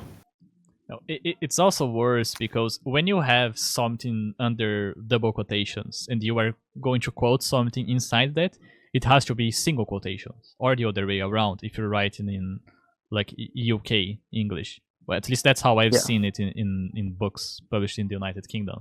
So it's also wrong that it's double quotations. The horror should be under single quotations. There have actually been a couple of mistakes and typos. Like, I couldn't figure out if Rachel was being called Rach as a nickname, or if the L just wasn't there. Yeah, I think it probably is just a nickname, but for the sake of my own argument that Worm is the worst thing to ever exist in humanity and there is no redeeming qualities, I'm going to say it was a minor spelling error, which is, as you know, the worst of crimes. No, I actually have a meme for this. Oh wow. Is it the one about like winning an argument? No, it's this one.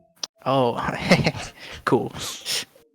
This is how I feel every time I try to write something, and my brain goes back and forth between Portuguese and English, and I'm like, oh fuck. Everyone's going to think I'm dumb. You're a writer and you committed a mistake. How could you? You see, if I ever make a spelling mistake, it's because I'm pretty much the Picasso of writing. So it's just kind of like it's my own artistic expression, really. Like it seems like a mistake, but it's actually just like an exaggeration for the point of it.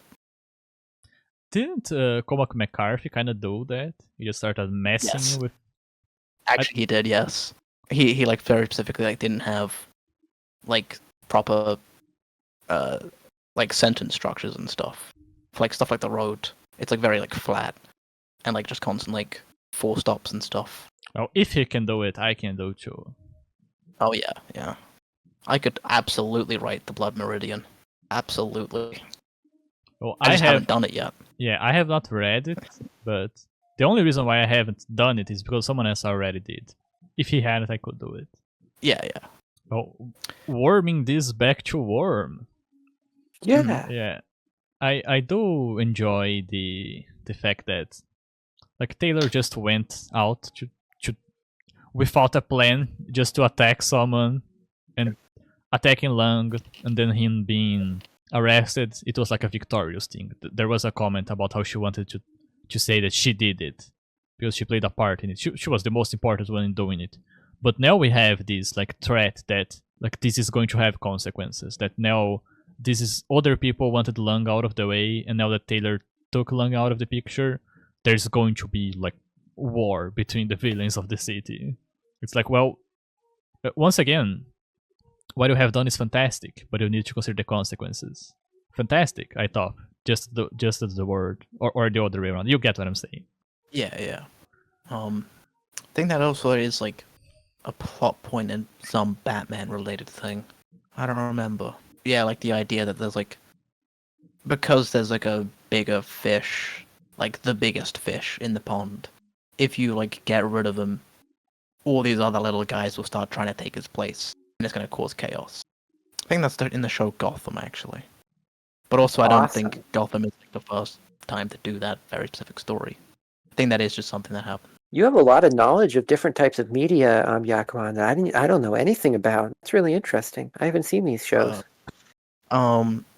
You know, I'm kind of a loser and an outcast and a weirdo, and I fucking stay in my room all the time. So all I have is all this media, and I fucking hate all of it. And I hate Especially- superheroes. Especially the superheroes, and especially Okay, that's one. fascinating. I have like a similar perspective where all I've got is like my job and like a small group of IRL friends who I see occasionally or like school friends. But mostly I'm at home and on Discord. But I love media. That's the one difference. Like media is my comfort. Like all the shows I discover and the cute little things in them. It's like, yes, that makes me go like I have something to talk about with my friends. That's Like, an interesting dichotomy. Anime, I love anime for the rest of my life. Everything else can fucking awful, terrible, including literature. Agreed. So you do not think that the anime was a mistake? I think Miyazaki everything didn't else but even. anime- everything else but anime is a mistake. I see. How's that one? No, I think that like things started going wrong when the people like started figuring out how to record information. Like I think that's when we went downhill. Like writing like the cuneiform. Why? Just don't. We used to be in The first- tune with nature, you know. Now we're Then here. some guy decided to paint something on a cave wall, and it really fucked us up for the rest Yeah. of our lives. That piece of shit. Like the Mesopotamians, like why? Hieroglyphs. Stupid. Don't know enough about history to contribute to this joke. Like numbers? No, like even that I think is too much. Yeah, that's kind of cringe, honestly. Kind of gives me the ick. Counting. There is actually, I think it's somewhere. It might even be here in Brazil, but there is like a culture, like a native culture in South America, that they do not have numbers. Like they have words, but they don't have numbers. So there is this video where I have not seen the video. I have just seen descriptions of it. There's like this documentary where the guy is talking with them, and he like puts like he puts like a rock, and he asks like how much is it, and they basically say like a rock. Then he has two, and he asks how much is it, and he says the same thing, a rock. But then as he keeps piling them up, it eventually becomes like a couple of rocks and a lot of rocks. So they don't have a sense of numbers in Unity. It's either one, a few, or a lot. So how would they be able to score their favorite anime? You know what we should do? We should go to the North Sentinel Island and introduce them to anime, and then make them read Worm and ruin their culture with postmodern humor memes talking about. Can you imagine killing like children. stores that are like for the tourists who happen to visit those islands, and it's filled with Worm and like Ghibli or something? It's like the only thing that they know about from the outside world is this story. Like no one knows how it got there. Someone must have sent it to them. When they go out outside and they read that very second story and they go, man, this story really reminds me of Worm. And it's literally that one meme, guy who has only read X. Like, he literally has only read X. There's the other one, like that one friend who's a little too warm. This is kind of like Worm. All right. Any other final closing thoughts? Nah, I feel great. That was awesome. I do have just like a few remarks, specifically how, like, before we saw Taylor and Lung using their powers on one another, but here we see someone that is just superpowered attacking a normal human being. And this is the first time we actually see this on screen. True. And also the recurrent motive of emasculation, of taking cocks out. It's like, Yeah. is it a joke? Is it a scene? I'm guessing it's gonna happen again in Arc 3 and 4 and 5. Every arc. Every arc is gonna have one poor guy, and his penis falling off. Not working. Bitten. There is also like a small point about how just like the recurrences so far of men being defeated by women. Like this is a guy that he's like imposing as a normal human being. But then there is this like normal white girl that just beats him the fuck up. And it means something about the humiliation. Has Longbow ever Longbow? watched Longbow? Whatever his Longbow? name is. Longbow? Longbow. Wildbow. Wildbow. There, thank you. Has Wildbow ever watched Black Lagoon? I think he would really like it. He I would. don't know, Possibly? Yeah. Oh yeah, we didn't even talk about this. The word anime is in this arc. It is. Oh, yeah. One of the biggest loser kids. He does say anime. Which means That's he like is that in fact a loser, and he deserves everything that happened to him. This reminds me of like an Adar Man video that someone showed me once. I think it was Z Cypher who showed me. They mentioned Precure. It's like a Adar Man video, like having a soap opera drama, and it's like, I'm not gonna watch Precure with you anymore. What the fuck? Oh, yeah, no, I remember when they said that. I have to rewatch that clip. That was like the funniest thing I've ever seen in my life. No, I don't think I saw that one. I want to see it. No, it was incredible. It's incredible.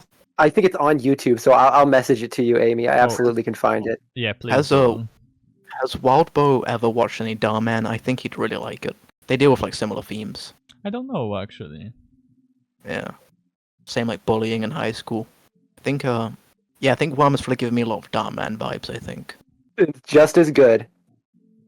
Yeah, I don't think he talked much about just like what he enjoys in stories. At least I have not come upon a lot of it.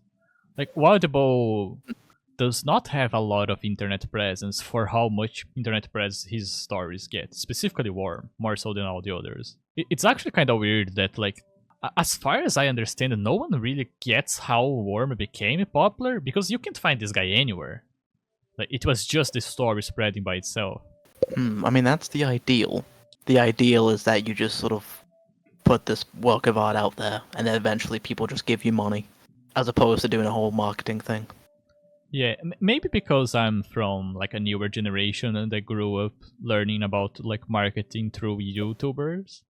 Like I don't really see that. Like that's weird to me. Like, do you not want to be a public figure as well? Which I know most authors don't want, but to me it's weird. Yeah. Oh, Yeah, it's I'll explain it because I actually have like made some creative things and then like not attached my name to it. Yeah.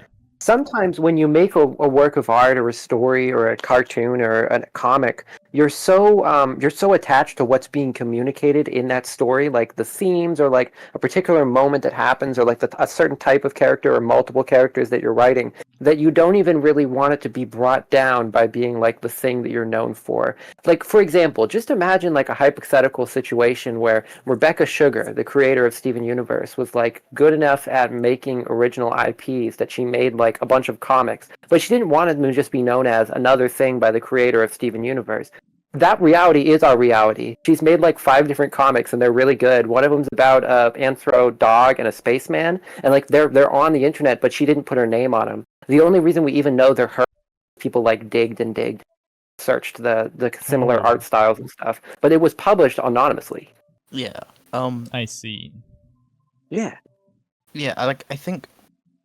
I think there is specifically with like our current generations. It's like the idea of like you being a part of the art of like it's not only am I selling this story, but I am also like a public figure with like podcasts and stuff, and I make YouTube videos talking about it, and like I like because like when you make like a piece of art, you already are in it anyway. Like it is a part of you, and so it's sort of like bringing forth. We've sort of like seen now like more like bringing forth like both you as a work of art and the work of art as you, both at the same time. Though yeah, there are of course plenty of authors and stuff that have made stuff under different names and like try to have it like separate from them. Yeah. Like Especially when they're like going into like a different medium oh or yeah. even the same. Yeah. Yeah, it's just that like I'm not saying that Wildbow should do things differently necessarily. I'm just saying that like, and this goes back to like the issue that I have with how people talk about the death of the author, which is that no one understands it. They just throw the words out there because they have seen it used all the time, but they don't realize that it's actually an analytical like theory that you can use intentionally. It does actually have to be your read on the story or not. I'm not that kind of person. Like I want as much communication with the author as possible. So as a writer myself who would love to be in Wildbow's position, it's kind of hard to not think about this. Yeah, seems like that's it, I believe. Yeah. Yeah, that was a great way to wrap it up. I liked your discussion about death of the author, and I think it combined well with what we were saying about like different reasons that people leave their work anonymous. And one of them can be death of the author, and then other people want to like not be tethered down by being known for one creation. I think it's really cool. Definitely something would be worth coming back to, even because as we continue Worm, maybe we can find like a reason that this story might not have been one that he wants publicly attached to him. Like maybe we'll find something that like really says something about a person that they would write it, and we'll be like, oh, now I can understand why he was a bit embarrassed or shy or something. I don't know what that would be, but I'm just thinking of like a random example where like he wrote something really personal from his life into this, so we know it is a male author. Yeah, like no, he has like showed himself in like interviews. What I meant, like there is no reason why he would not want to be attached to this story. I meant more in the sense that, like, I am the kind of person that if I want to investigate a story, I want to know everything there is to know about it. Like, I have learned more about writing by watching interviews with Steven Erikson, who is my favorite author, than I could have ever learned by going to workshops. I'm not saying you shouldn't go to workshops, but ideally you want to do both of them. So it's just curious to me, as someone that is like kind of also trying to do this, to think that, oh yeah, this guy has not really like made himself known as a figure, and yet he is really popular. He's one of the best earning web series authors. I think not the best earning, but possibly at least close to that. And so I just find it curious to look at that and go, oh yeah, I can do this. Yeah, it's definitely like an outlier in terms of like internet, just like internet creatives in general. Yeah, which is like kind of the situation for a lot of like uh, web novel authors in China and Japan as well. Like they go by other names and don't show themselves. Here we don't have that much of that secrecy, but still there is with people like Wildbow. Yeah, I mean, like in terms of like mangaka, they are kind of like rock stars in their own sense. They are Yeah. sort of like. There's currently more mangaka that refuse to show their face. Like they walk around wearing masks and stuff. And Yeah. writers. Like even Paru Itagaki, which everyone loves, and like we know who she is in terms of her name, like because she's related to the Baki author, she still doesn't show her face. Yeah. Meanwhile, like the Baki author definitely does. Which is funny because like Baki is as like off the wall and like political and like intense as it comes, you know, like it's willing to tackle political issues. So if there's any work you'd think that would be they'd be scared to show their face, it would be that one because it is like a bit of a political statement manga, which is what's cool about it. I just mean that like that's the surprising kahunas on that guy. Yeah. I really love the fact that like Paro Itagaki is the daughter of the author of Baki, because when I found that out, I went like, oh yeah, that explains a lot. It makes sense. Beastar's fight scenes are good. It's one of many reasons that it works as a story is because the violence and the intense moments are legitimately intense. And it wouldn't work as well if it was in any other type of demographic, I think. I think it's perfect as a shonen because the fights do add something. That's like one of the main things with shonen that I always struggled with. I was like, well, I understand that it's a demographic where there's lots of stories that focus around like these tournaments and these battles, but like what are they actually saying? And then I experienced Beastars and I was like, oh, I get it. They can serve a thematic purpose. And lots of other shonen do it good as well. I just particularly learned it from Beastars. A little bit Oh more my god. going back to like authors that Yeah. it used to be very much this used to be the normal, that you couldn't really interact with authors because we were publishing things like just on paper, just on print. There wasn't really any way to contact people like directly, or there were, but only if you had their contact information. So every author was like this distant unknown. Then that started changing with the internet, and now we have people like Brandon Sanderson, who is like ridiculously well successful author, but he also has like a YouTube channel that he hangs out like all the time, and he has like over 500,000 subscribers. So I am very much from that crowd. Like I want to speak with you. Aw, that's so cool. I'm glad that Worm is something you're so passionate about that like we can turn into content. I really hope that like someone involved in Worm is able to see this. I don't know if it's like someone who helped with the translation of Worm into another language. So someone from like Latin America leaves a comment like, "Hey, I was the one who did Worm's Spanish translation. Thank you for this lovely podcast." Like anyone who's involved with this project, I would love for them to be able to see this. Even just people who are drawing Worm fan art, because when I was looking on the Worm wiki just now, this wiki uses fan art for every single page. Every chapter has its own Oh fan yeah. art feature. It's incredible. It really makes it look like a cool looking wiki. And I hope they escape from Wikia soon enough. I know that Wikia is just like the easiest site to post a wiki on, but my gosh, that site is not ideal. I hope that the Worm wiki escapes to a place that's less likely to like explode and get destroyed like Wikia is. Yeah, it would. I don't know. Like there probably are like translations of this story, but I have never heard of that. At least none that I know that are like related to Audible. Though people might have done it by themselves. That's shocking. Wow, Yeah, like none. not that I know of. There probably Wow. are, but I don't think like Audible has talked about how that could get into the way of like communications with like publishers, and he wants people to like ask him about it first. Though there Interesting. is like an audiobook of the whole thing made by fans, like the whole story is in audiobook, but it's fine because here's what's going to happen. I'm going to be famous, and then I'm going to approach Audible as a fellow successful web series author, and I'm going to sit down with him and I'm going to ask Audible, my guy, what's up with all the cocks?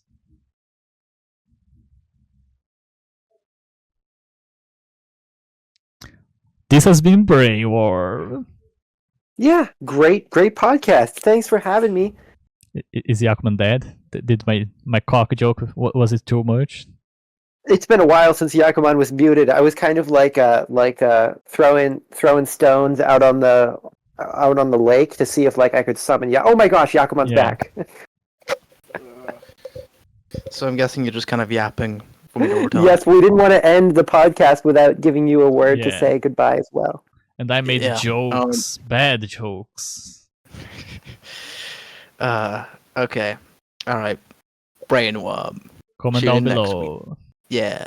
Yay! Say that Amy is a worm and that I'm a brain. Who was the brain? Who was the worm? There can be two of them, and we don't know. Also read my books, it's in the description. Goodbye. Bye. Bye.